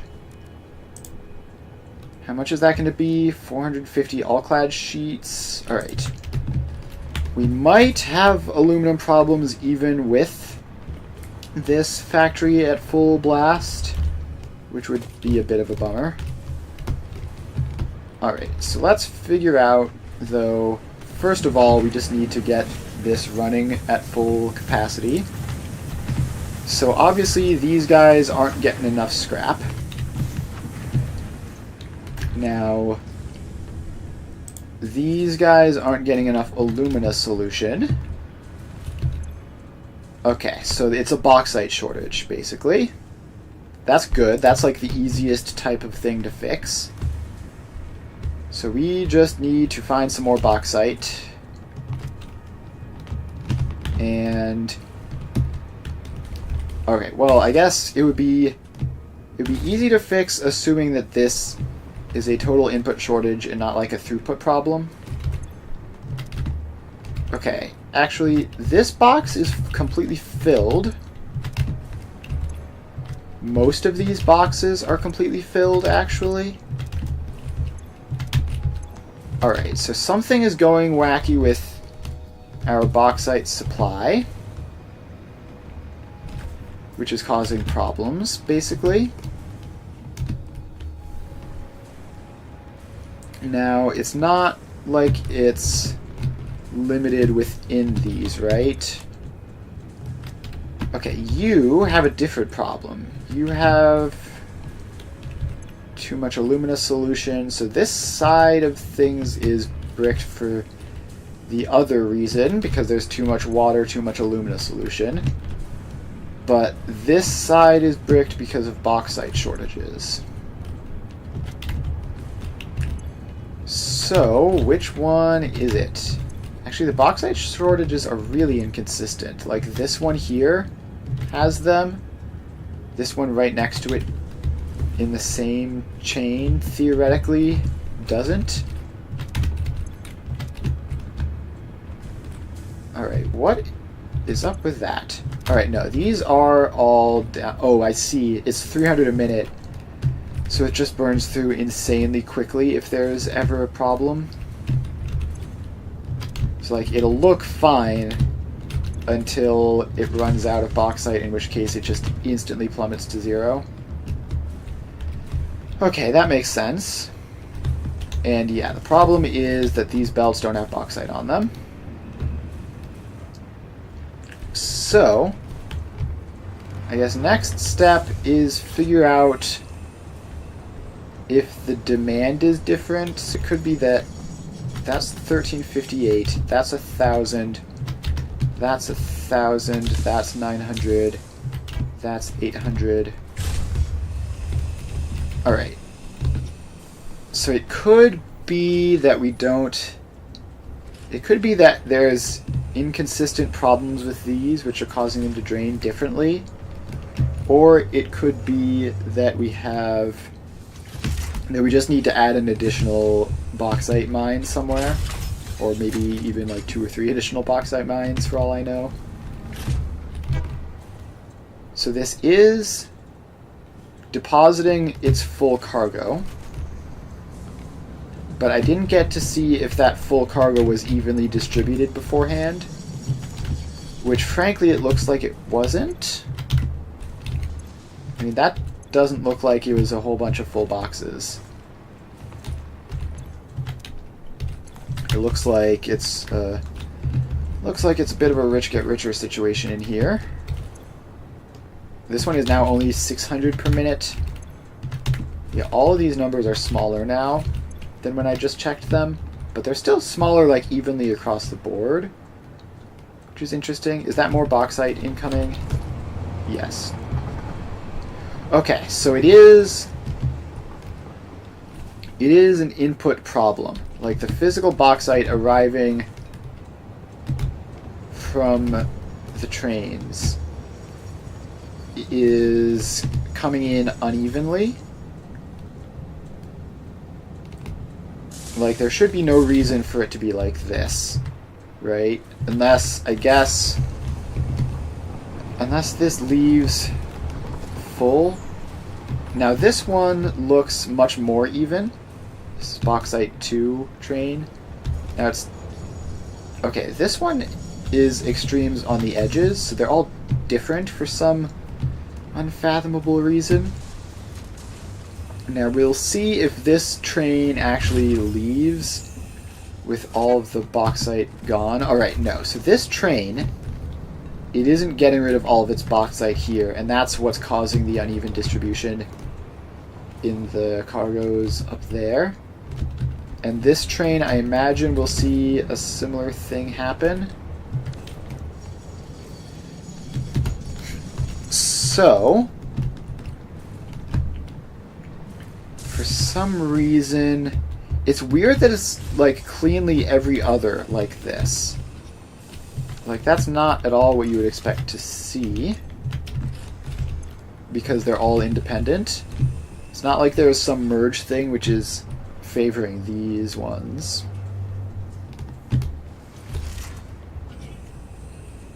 So that is delivering and leaving, and it is doing the same thing that it was when it showed up, which is the front and the back are overfilled, but it wasn't having problems with the middle ones quite so bad, but still hardly any. Alright, let's follow you back to your home station, see if there's something weird going on with the balancing there, or if it is fully just because of things getting stuck here on this end. So you are going to go all the way over to wherever it is you're going. And we're going to see if there's some limitation in how the output is getting sent here, which is causing problems. I don't even know where this is going, to be fair. But we're just going to stand on top of the train until it gets there. Fortunately, the traffic seems fine now. Like the fixes we made to that seem to have worked quite well. Well, I'm not sure how much of it is getting the iron off of the main line and how much of it is just general improvements, making sure trains run less frequently because they have enough resources. Alright, now we're headed underground. We might bump our head. This area was designed for trains and not for people standing on top of trains. So I'm just going to crouch under all that just in case. Okay, we might bump our head again here. Nope, we're fine. I have no idea where this train is going. Could be going to any of the bauxite sources for all I know. So we are just heading off. And that signal was weird. Oh, I guess that's where there was a signal which I had dismantled. Alright, we're heading to River Bauxite Source. Alright, so, river bauxite source. You don't have any stockpiles in any of them except for this last one. Well, that's incredibly suspicious. I mean, I guess it's not hugely suspicious, but it's like kinda weird, right? Okay, so these belts are saying they're all 240, except for that center one, which is 480. But then that just splits to 240 immediately after. So all of these look filled evenly to me, at least visually. Doesn't look like one of these is like half as much as the others, right? And if it were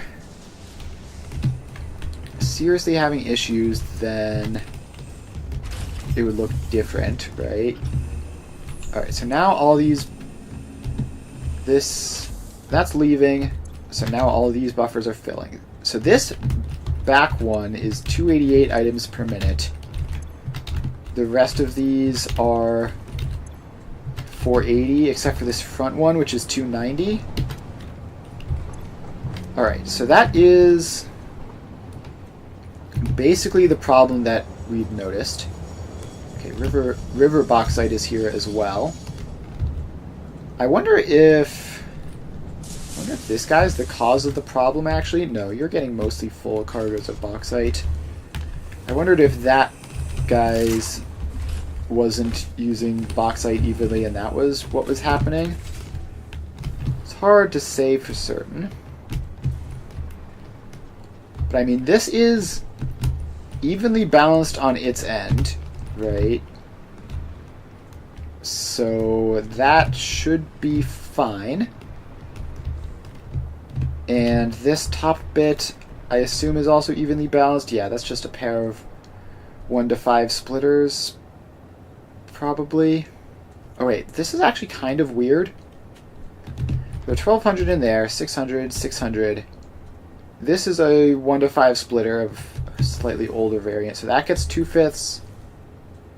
That gets 2/5. Alright, yeah, no, this is fine.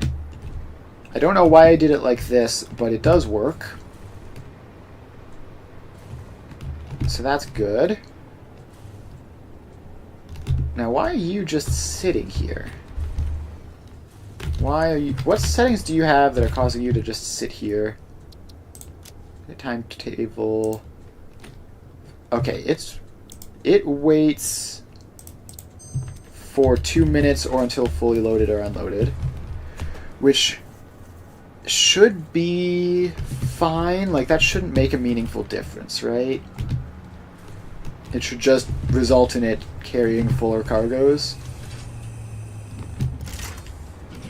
So yeah, that should be alright. So I don't think there's anything fishy going on at River Bauxite.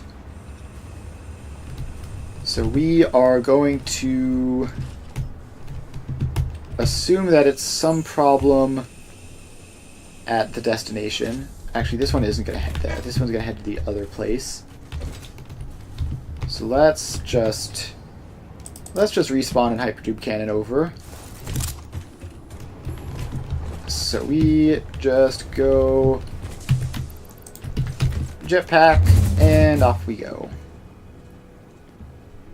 So we're going to fly over here to the aluminum factory and see if we can figure out what's causing the problems over here. Okay, now that one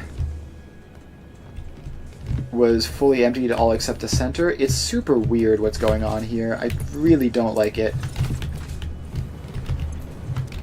So one option would be to just balance the output, which I don't know how much of a difference that would make. It would probably be something.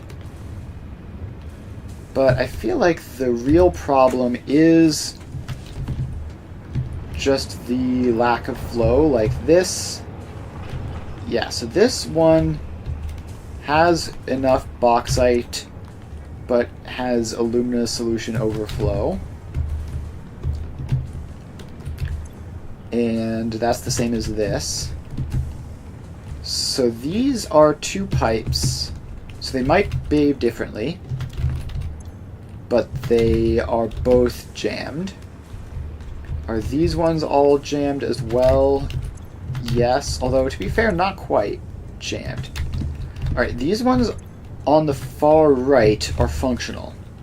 So this one is working. This one is working, then these next three... Why are you up to 84%? But the one right next to you is 40%. This is confusing. Are you still...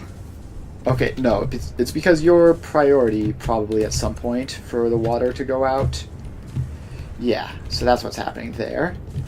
Then these ones are omega jammed.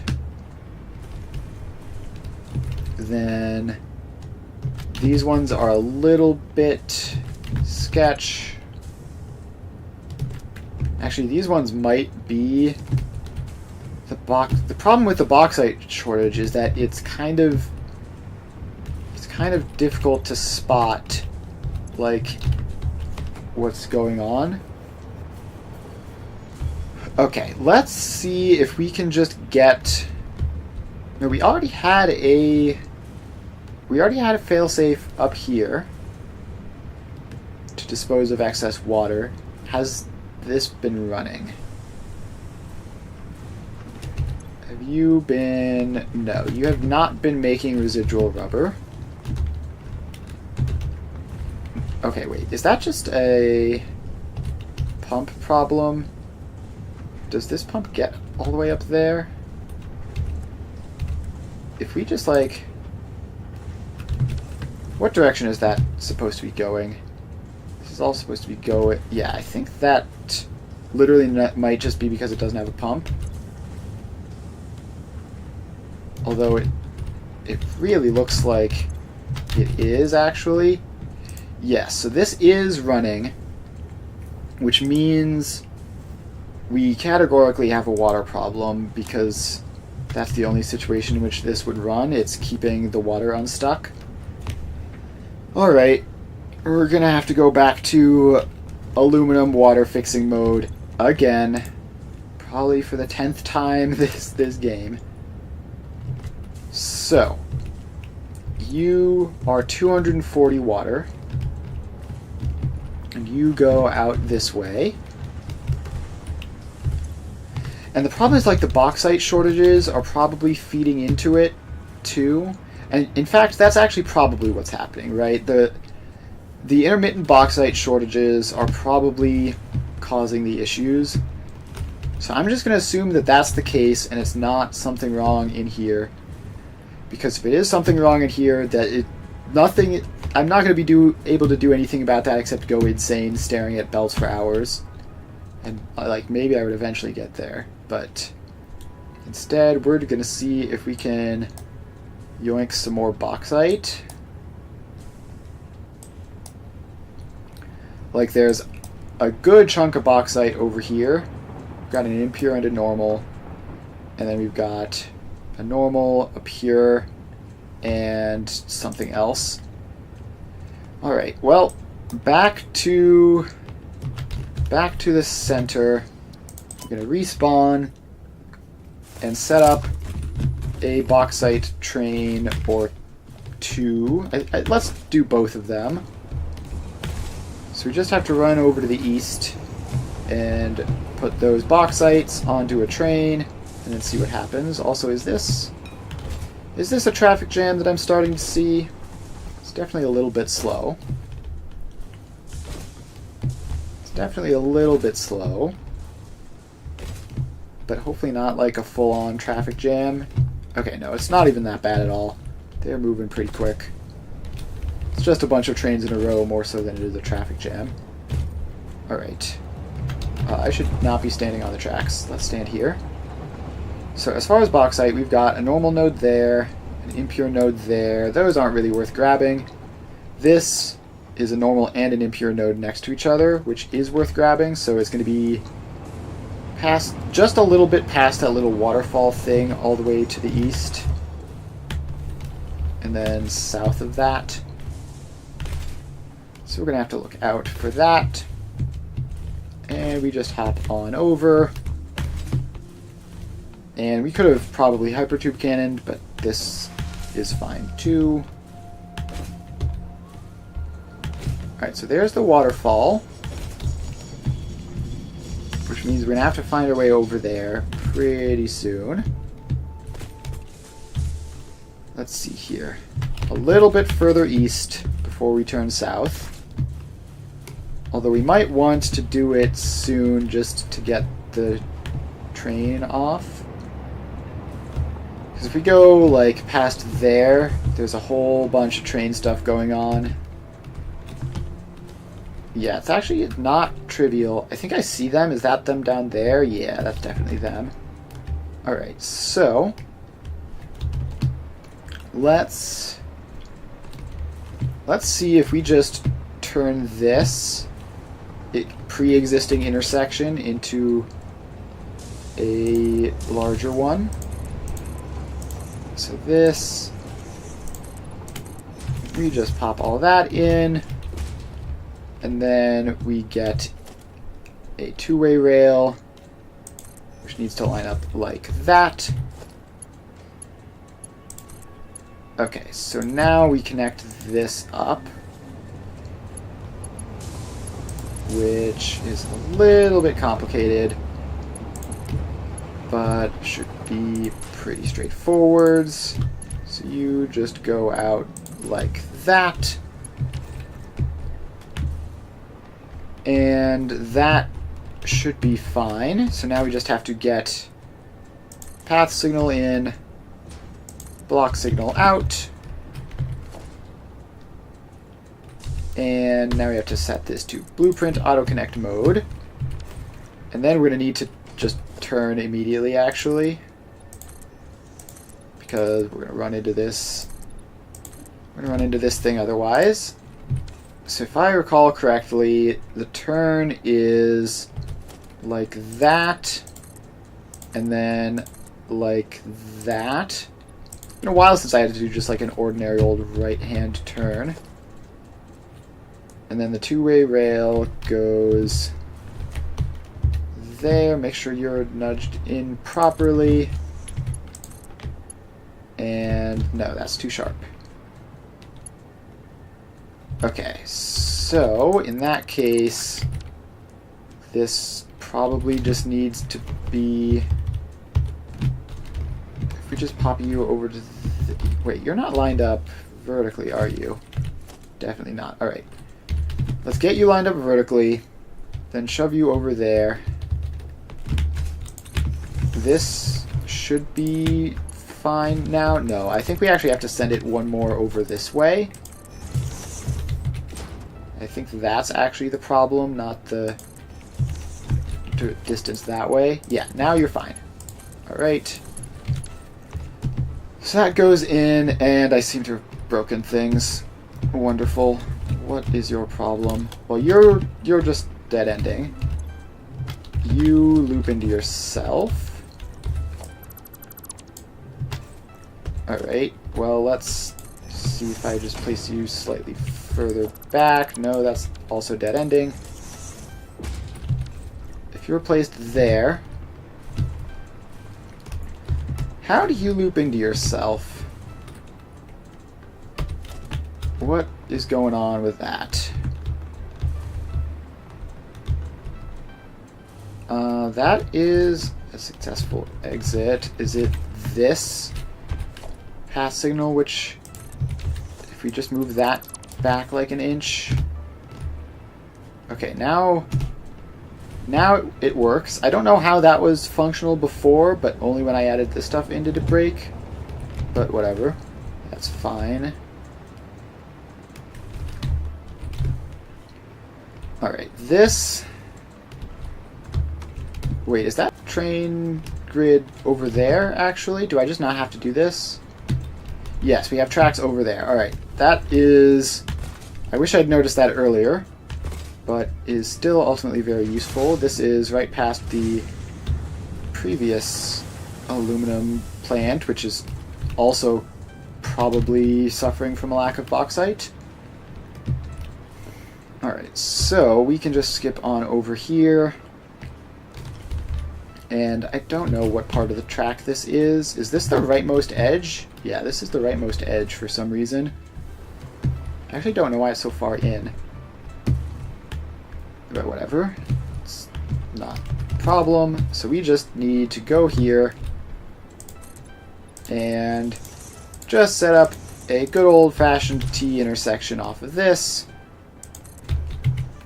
Like that. And then these guys get connected up and across like that. Then we get a pass signal going in, block signal going out. Okay, you need to be changed to a path signal, you need to be changed to a path signal. We're all good. Okay, now the bauxite is actually just like directly beneath us.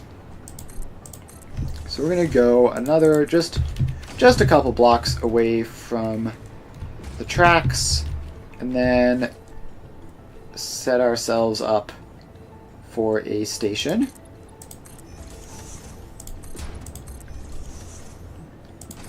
So we just need a bit of space around here. It needs to be aligned correctly. And alright, that should be plenty. Now we just send this back a bunch. And there we go. This should be enough room for a station. Okay, now we have the stations in our hotbar, so let's just grab that. And you can pop in there or so. Leave a little bit of space for this guy to curve around like that. So this is Eastern Bauxite, I guess. We can just call it that. And you get some freight platforms, which we're going to have facing the other way so that the tracks aren't in the way. Then we need a little bit more space back here for the end of it. Alright, so then that goes in. Now we have to get this around, which is going to be a whole giant task in itself. So at some point we want this to be straight, going along that way, and then connect into that. And then we just need that to connect into there. Like that. Alright, easy enough. Okay, so this is all set up. Now we just need our inputs. So this is a normal and an impure, right? Impure plus normal, yes. So we just need a 1 to 5, and we should have our industrial storage crates here for buffering purposes, although they won't be hugely useful, they will be marginally useful. So we just get each of these guys in, and we can swap away from the train hotbar now. So these guys can output like this. And that just goes across every single which way. There we are.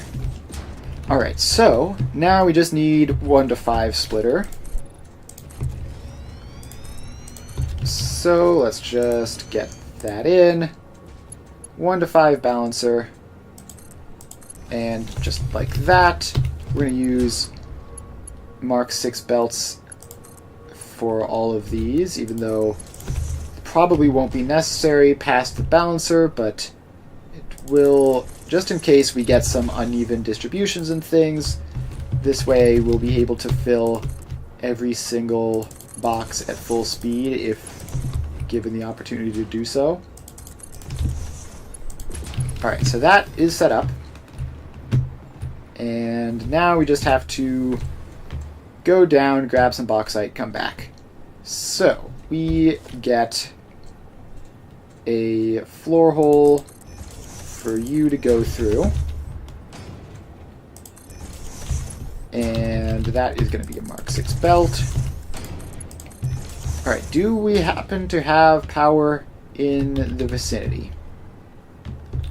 Looking down, I don't see anything especially close. So we're going to have to bring power.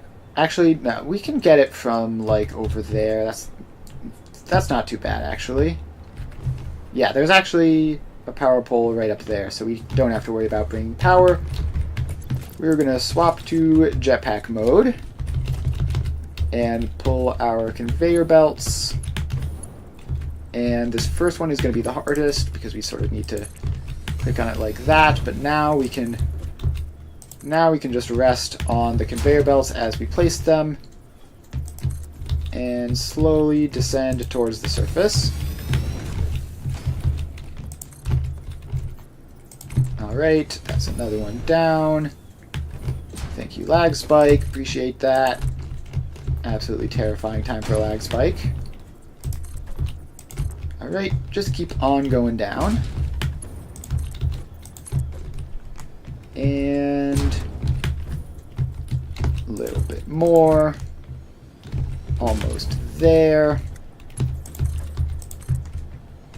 Alright, just a partially finished lift now, and we're at ground level.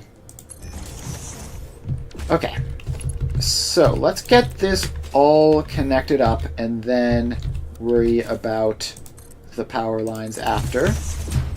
So this belt just goes over here. Minor Mark 3. Minor Mark 3. They are going to merge up. And in we go. And then that connects up to there. Now we just throw in our shards. So you are 300 per minute. And you are going to be 600 per minute. Alright, so now we just need power. So power tower with platform. Let's get that. These guys are connected up to that. And they are both connected, right? Yes. So now we just need to... Actually, we can just do that from here. That's fantastic. Alright, get them connected. And there we go. So these guys are going to start mining. And boom.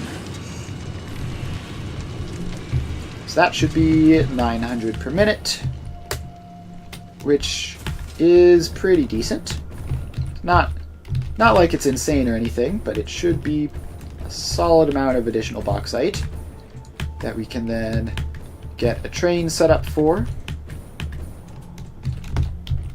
And let's just keep going up. Alright, so up we go. And this should already be filling the train storage. So we just need to get up there and pop a train in. And we just keep going on up. And we just keep going on up.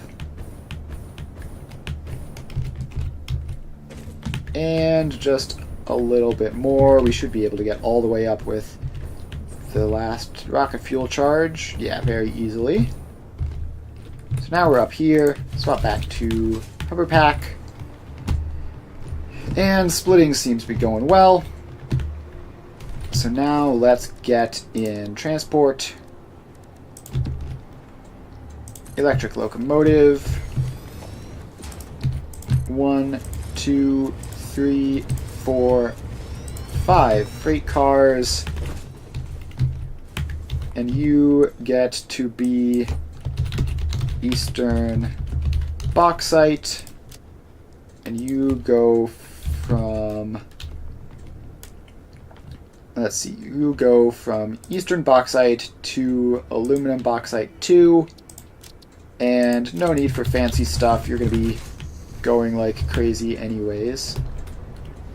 Although maybe we could have you wait to only deliver full. Yeah, let's actually have you eastern bauxite, fully loaded / unloaded, or wait 420 seconds. Just get those set up. So now you should spend less time on the tracks, which should be marginally good for traffic. Not expecting that to be an issue here, but will be slightly helpful. So now we're setting up our buffers and we'll be all good. So your first trip is obviously going to be kind of embarrassing. Just 300 each, but you should get caught up eventually.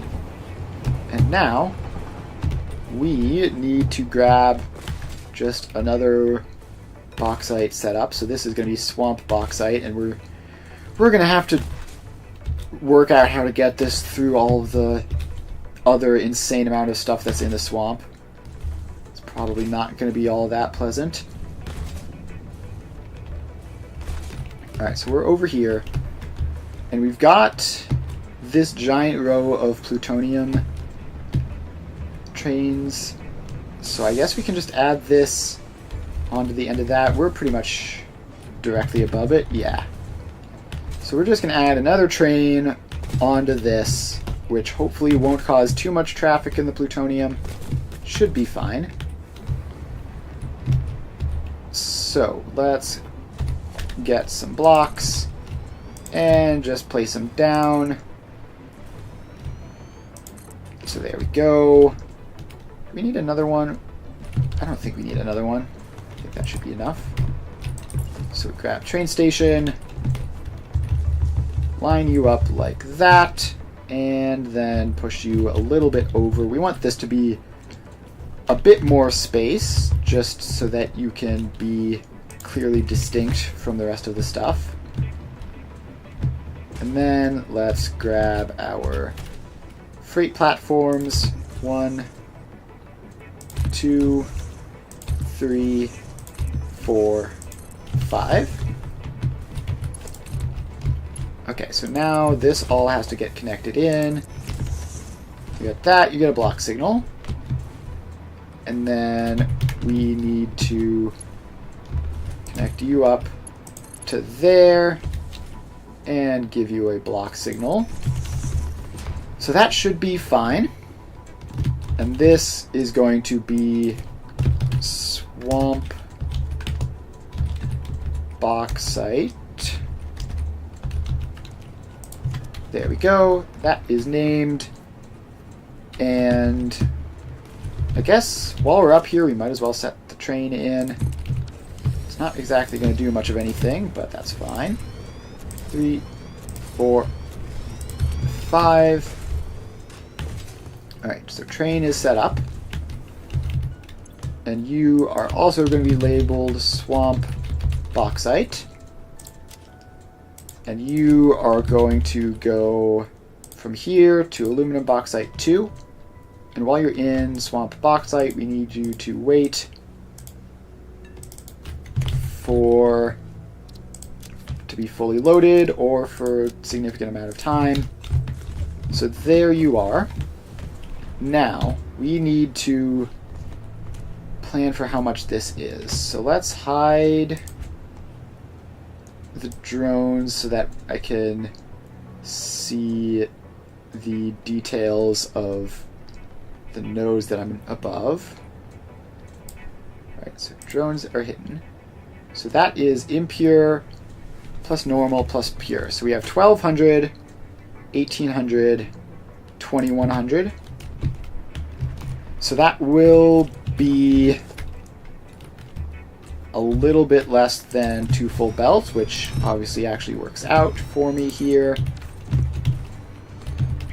So, we get our buffer chests in. These are going to be marginally more important than they were for the previous ones. Still not essential because of how much splitting it's going to be, but it'll help a little bit. So this all goes through. And then we get our Mark 6 belts. So these all go across. And that should be good for that. So for this one, we need a 2 to 5 balancer, which has to be able to operate at max speeds. So there are two ways of doing this. One is to just have 2 floors, each carrying separate ones. The other would be to actually be clever about this. So if we...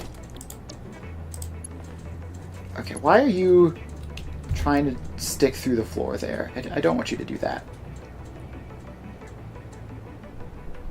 So if we have a 1 to 5 splitter... So we have a 1 to 5 splitter, right? So the first thing this does is it splits into between there and there.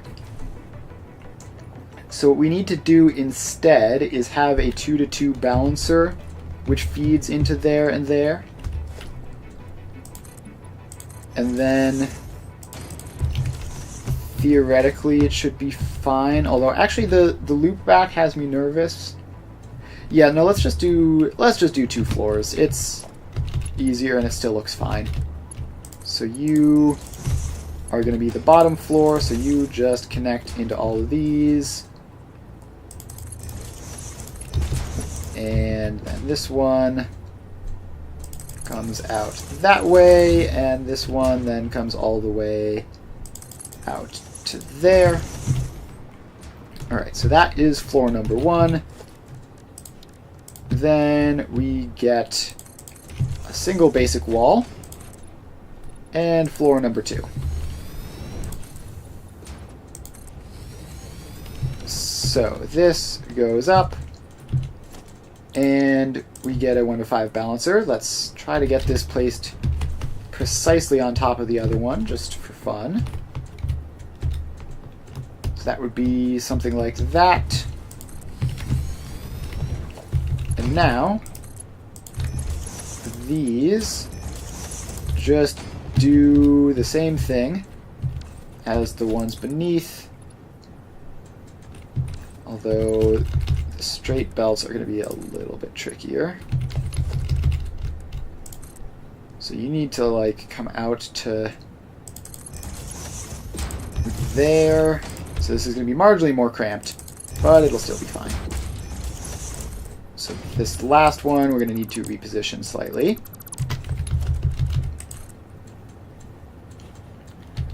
Which, let's see here. Yeah, you actually need to do like this in order to get lined up correctly. So you snap into that, and then you go around there. Alright, so we have our 2 floors now.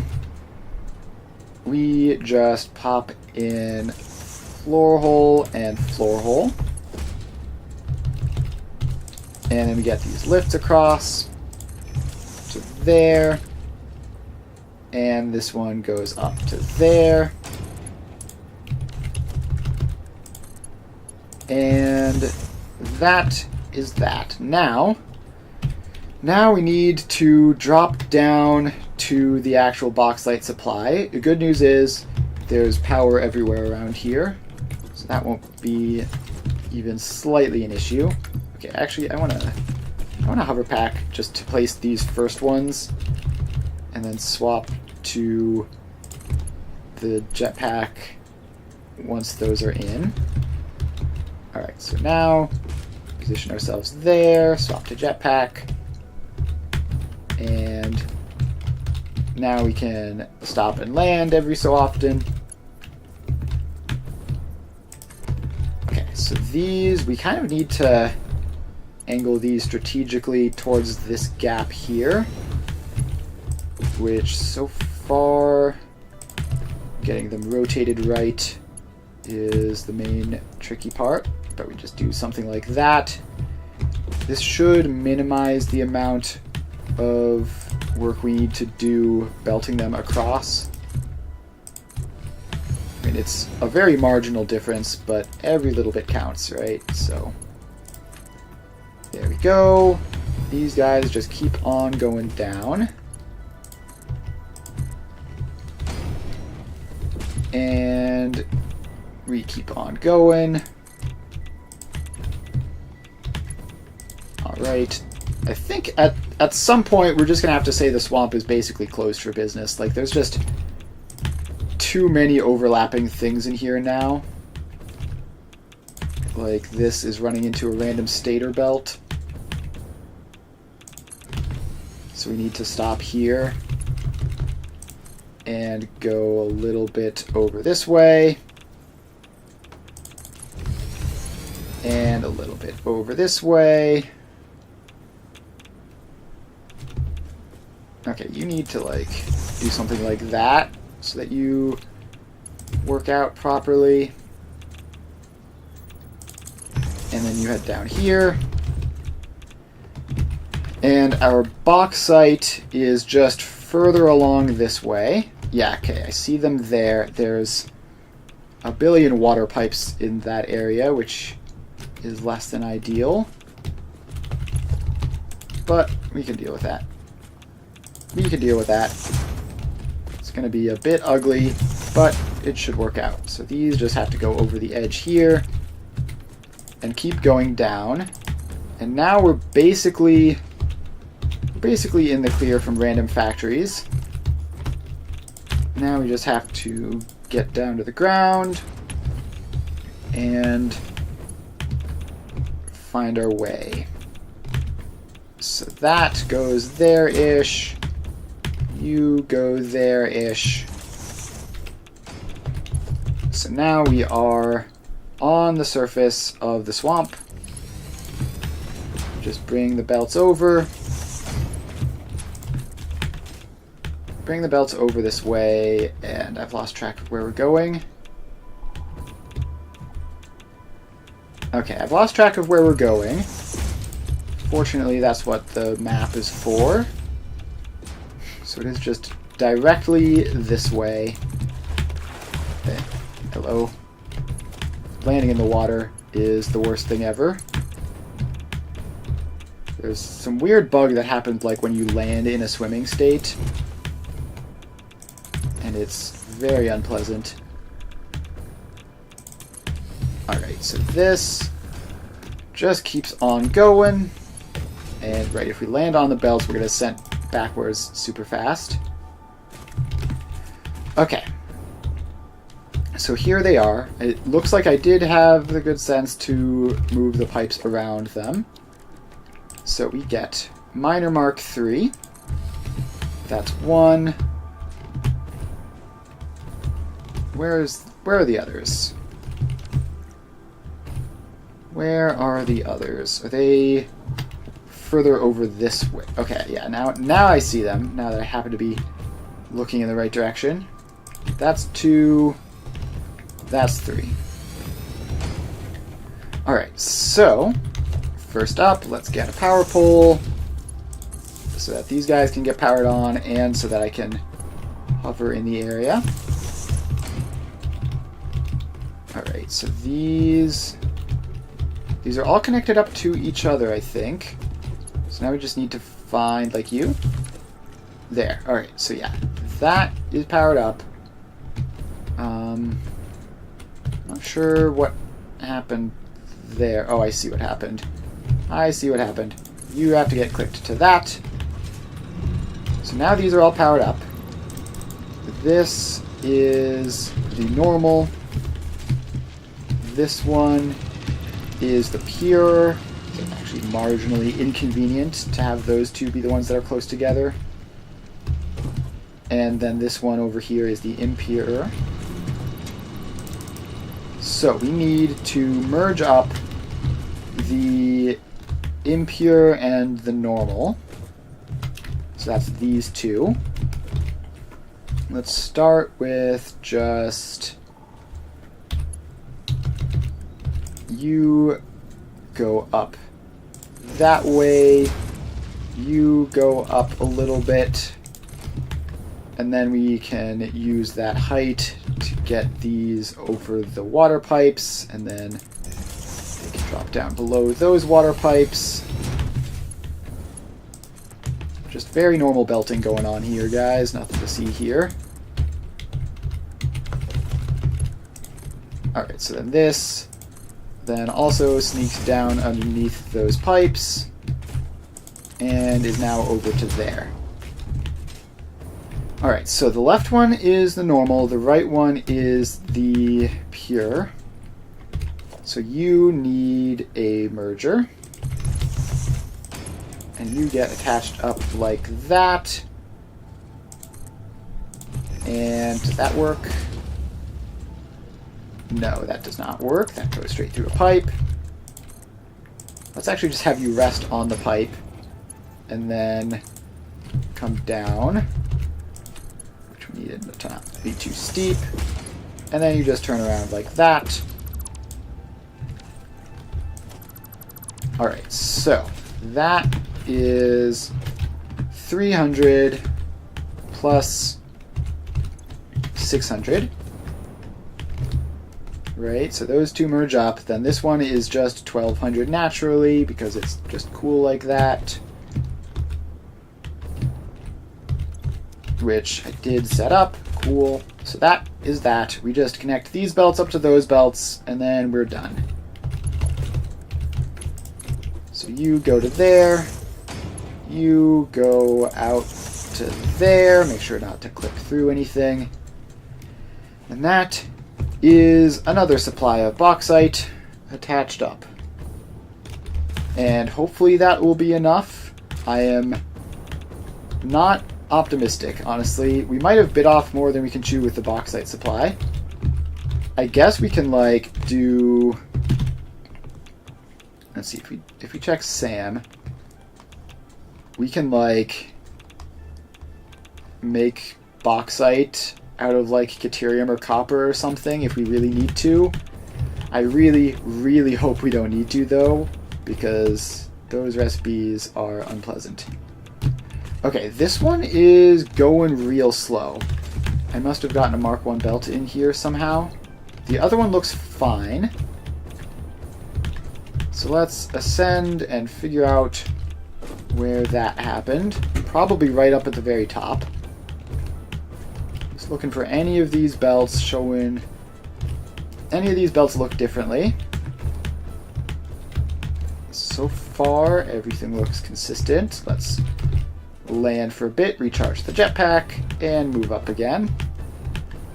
Gosh, how cool would it be for a late game jetpack that just doesn't recharge? It can just like burn fuel as long as you want it to. That would be sick. Alright, so we are up, and yeah, here we are. This is the guy. Bop, Mark 6, and good to go. Okay, so that is more bauxite supply. Should be a significant improvement. So then we just have to wait for the train to show up to actually like make it worth anything. But yeah, so this should be what, 1200 divided by 5 is 240 each, plus 900 divided by 5 is 180 each. So 240 plus 180 is like 420 each. Nice. That's pretty good. Swap back to this. And yeah, obviously when there's no train in and these aren't fully saturated, The storage containers don't do anything, but they will be relevant once a train shows up, which hopefully will be relatively soon. Hopefully we haven't broken anything. The trains are still moving around nicely. There's Bauxite Source Center. Alright, here's Swamp Bauxite on the other side of the map, but making its way over here. Because this is such a great distance, we might need a second train assigned to it. Like, it's a big distance, and it's not a small amount of bauxite either. So those two things combined could be worth thinking about. But it's probably okay. I mean, it's still like 420 a minute per car is not an insane amount for a single train to carry, and the traffic is a lot lower than it has been historically. Although, speaking of which, it does look a little bit worse now than it has in the past. Who knows if that's just a coincidence. Alright, where is the Swamp Bauxite? How much progress is it making? Is it... Okay, no, it's not one of these, which means it's even further over this way. Yeah, here it comes. And if this fills up before that gets there, at least fills up to a point where a train can't carry it all, then that will be a strong sign that we need a second train here. If it doesn't, because this only started while it was midway through its trip, it doesn't actually prove anything. And in fact, we should probably just assume that it's like halfway through the trip, because it was on its way back when we checked. And this is already, what, 2.5 rows? So yeah, we're probably going to need a second train for this. At least just at a glance, that seems likely. Where are you? I thought you would have... yeah, okay. You're here. So you're pretty close. You are pretty close. And it looks like you might be able to... It's weird how close you have to be when you're on the ground. Like, literally right next to it, whereas in the air you can grab it from all the way back here. Yeah, that's crazy. Just don't ever be on the ground, people. It stinks. Alright, so we have that train coming around. Hopefully it'll be able to get through all the plutonium stuff. Is that it? Yep, that's it. So you're coming along, and you are going to get mostly 3 rows, pretty much exactly. Alright, so here you go. Yeah, pretty much exactly 3 rows. And just remind me of how much you can carry 4 rows. Yeah, so I think after you leave, we're just gonna set up another train. Although you're actually set to wait to be full, right? Pretty sure I gave you that setting, which we probably won't need now. We should probably just remove that. It's going to be detrimental if there are multiple trains. Edit timetable, Swamp Bauxite. 1 load, unload has been completed. Save, save. And that'll come into effect for your next dock. The current one is the way it is, so we'll probably be waiting for another little bit. But probably not all that long. Okay, and then we have to think, like, ideally we would want these 2 trains to be spaced out somewhat, so there isn't just one right after the other. So we're going to have to think about how to do that. I guess maybe that setting would help with multiple trains, but I think theoretically it shouldn't be an issue, right? Because if it's more than one train, if it's if one train can handle it, then the first train will take all that it can handle, and the second train will show up and only take the excess. So if there's a lot of excess, then the second train should take a lot, and it should be fine. As long as the internal buffer works. Alright, so now it's loading. It's going to load up, take all that it can, which will probably be filled. It was filling pretty fast. So now the storage container buffers get to do their job, which they should be able to load very easily because of how little bauxite goes in each individual one of them. Alright, now you're off. And you're like one stack shy of full. That's kind of funny. Oh well. And yeah, if you'd waited for literally just like another 10 seconds, you would have been full. But never mind. It's fine. So now we just wait for you to be gone for a little bit before putting in our new train, which will be Swamp Bauxite 2. Yeah, that's outgoing transfer rate, 66 items per minute. I don't believe that, not for a second, but I do believe that it's not going to be the 420 that it needs to be. So we just wait. Is that you waiting there? Alright, we might have a traffic situation here. We might have a little bit of a traffic situation here. That ACU iron is meant to be like that. Okay, no, it is moving forwards. It's a minor traffic situation, which we're probably going to need to fix by pulling more stuff up onto the second row, but it's not urgent. We are getting trains through. So that's fine. Unfortunately, the significant delay means that that's going to take a while. At least he's out on the tracks now.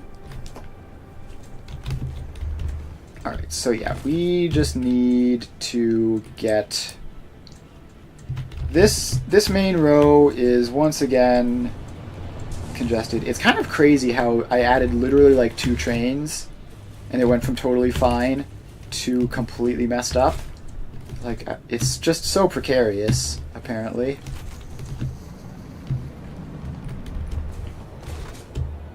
So, we need to move forwards a bit and find some place that these guys are all waiting on where we can make the upgrades. I guess we could move... We could, like, move bauxite up to the second floor. We have a bunch of those trains. I wouldn't hate that. I don't know. I think for now, I think we're going to leave that for tomorrow. Or not tomorrow, but for the next time we stream this. Just because I'm not entirely sure what I want to be doing with the train upgrades at the moment. Like, what's the highest priority, and even if anything needs to be super high priority. Alright, so that is going. Let's get a second train in here, because how full are you? You're already 2 rows. Yeah, definitely going to need a second train, even if it were working at full speed. So 1, 2, 3, 4, 5. And this gets to be Swamp Bauxite 2. Swamp Bauxite 2. And you go from Swamp Bauxite to Aluminum Bauxite 2. Save, turn on self-driving, off you go. Alright, so that should be all good. Hopefully that will be enough bauxite supply injected directly in that it'll all work out. And if not, then who knows what will happen. Alright, So where is the swamp bauxite train now? How much... It's hardly gotten anywhere. But it seems to be... Okay, this looks like it's the big traffic jam along that way. Let's go and investigate that. Might as well. Everything past that seems to be doing much more fine than that exact spot is. So it's worth investigating to see if something weird has happened there. So let's run over to here. It wasn't that far west. Obviously it was down on the first floor. So a little bit, just like a little bit further this way, although it seems to have dematerialized actually. I'm not seeing any major congestion actually anymore. It seems to have cleared up. At least might have just been a temporary thing. Yeah, so I guess there is always the chance, right, that like a bunch of trains coincidentally happen to all leave at the same time and materialize a huge amount of congestion, even when theoretically there shouldn't be any of that. But this does look like it is actually a bit of a problem, though. We have a non-trivial backlog over here. So let's hop through here, see what's causing you to wait. Alright, so you are moving through this intersection. Is it just this sort of chain of two consecutive intersections again? Probably is. Alright. So, and if we were to move the bauxite supply up to the second floor, that would be entirely fixed. Although it would do weird things to the nitrogen. So maybe that's not a good idea, because nitrogen is also on that. Yeah, who knows? This is actually probably... Like, this is one of the biggest intersections in the entire factory at this point. So it's probably mostly this that's causing problem. So we can focus on like seeing who's traveling through this a bunch. Like this is the river bauxite. So again, moving some or all of the bauxite up to the second floor would probably make a big difference. I don't like that you're just sitting in the intersection like that. I don't know why you would do that, considering we have path signals set out, but it is what it is. Alright, yeah, I think the train network is at least good enough. I mean, it could be a lot worse, but it's really not terrible. And the swamp bauxite is most of the way there. So let's actually respawn and get over there so that we can see. Alright, I don't have my jetpack equipped. Let's get that in real quick. Alright, so let's just see if we can race the swamp bauxite train over to the aluminum. Alright, here we are. That is a aluminum output train, I think. And here comes... Oh, okay, that's aluminum 2 bauxite. Where was swamp bauxite? It was in here somewhere. Oh, did it just get stuck waiting back there? Yes, it did. That's fine. But you should have all nearly full cars. Yes, 3,000 each.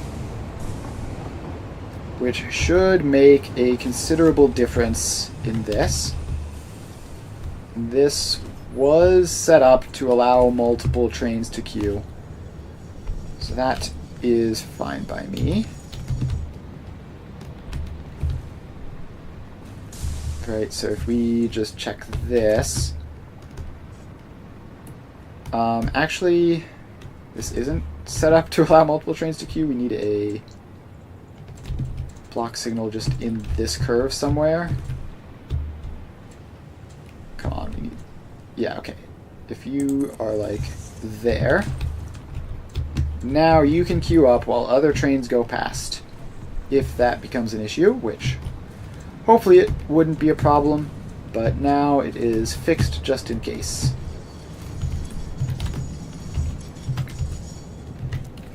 So we're feeding more bauxite in than ever before. That should help get all of this going. And obviously there's going to be a bit of a problem with getting enough output out while the trains are here unloading. But there we go. That is all delivered. And okay, you actually only left one empty, which means that this one was completely filled up too. That's a pretty good sign, right? I mean, if we can get all of these nearly filled, then that would imply that it should all be working. And now we just have to get enough of this output. Yeah, and then we're definitely getting enough of this out into the storage chest. 2,400 a minute is insanely fast. So we're getting enough bauxite out into the storage chest that we should be stable production even when more trains stop by. Okay, so who are you? You are another one of these, and you're actually pretty well distributed. So yeah, I think we might have overcome the bauxite shortage, potentially. We'll have to see how it goes, and we'll have to see what'll happen also once it all starts working at 100% because it has enough bauxite. But it's definitely very promising that we're getting thousands and thousands into here. And currently it's not outputting super quickly or consistently because of the other issues.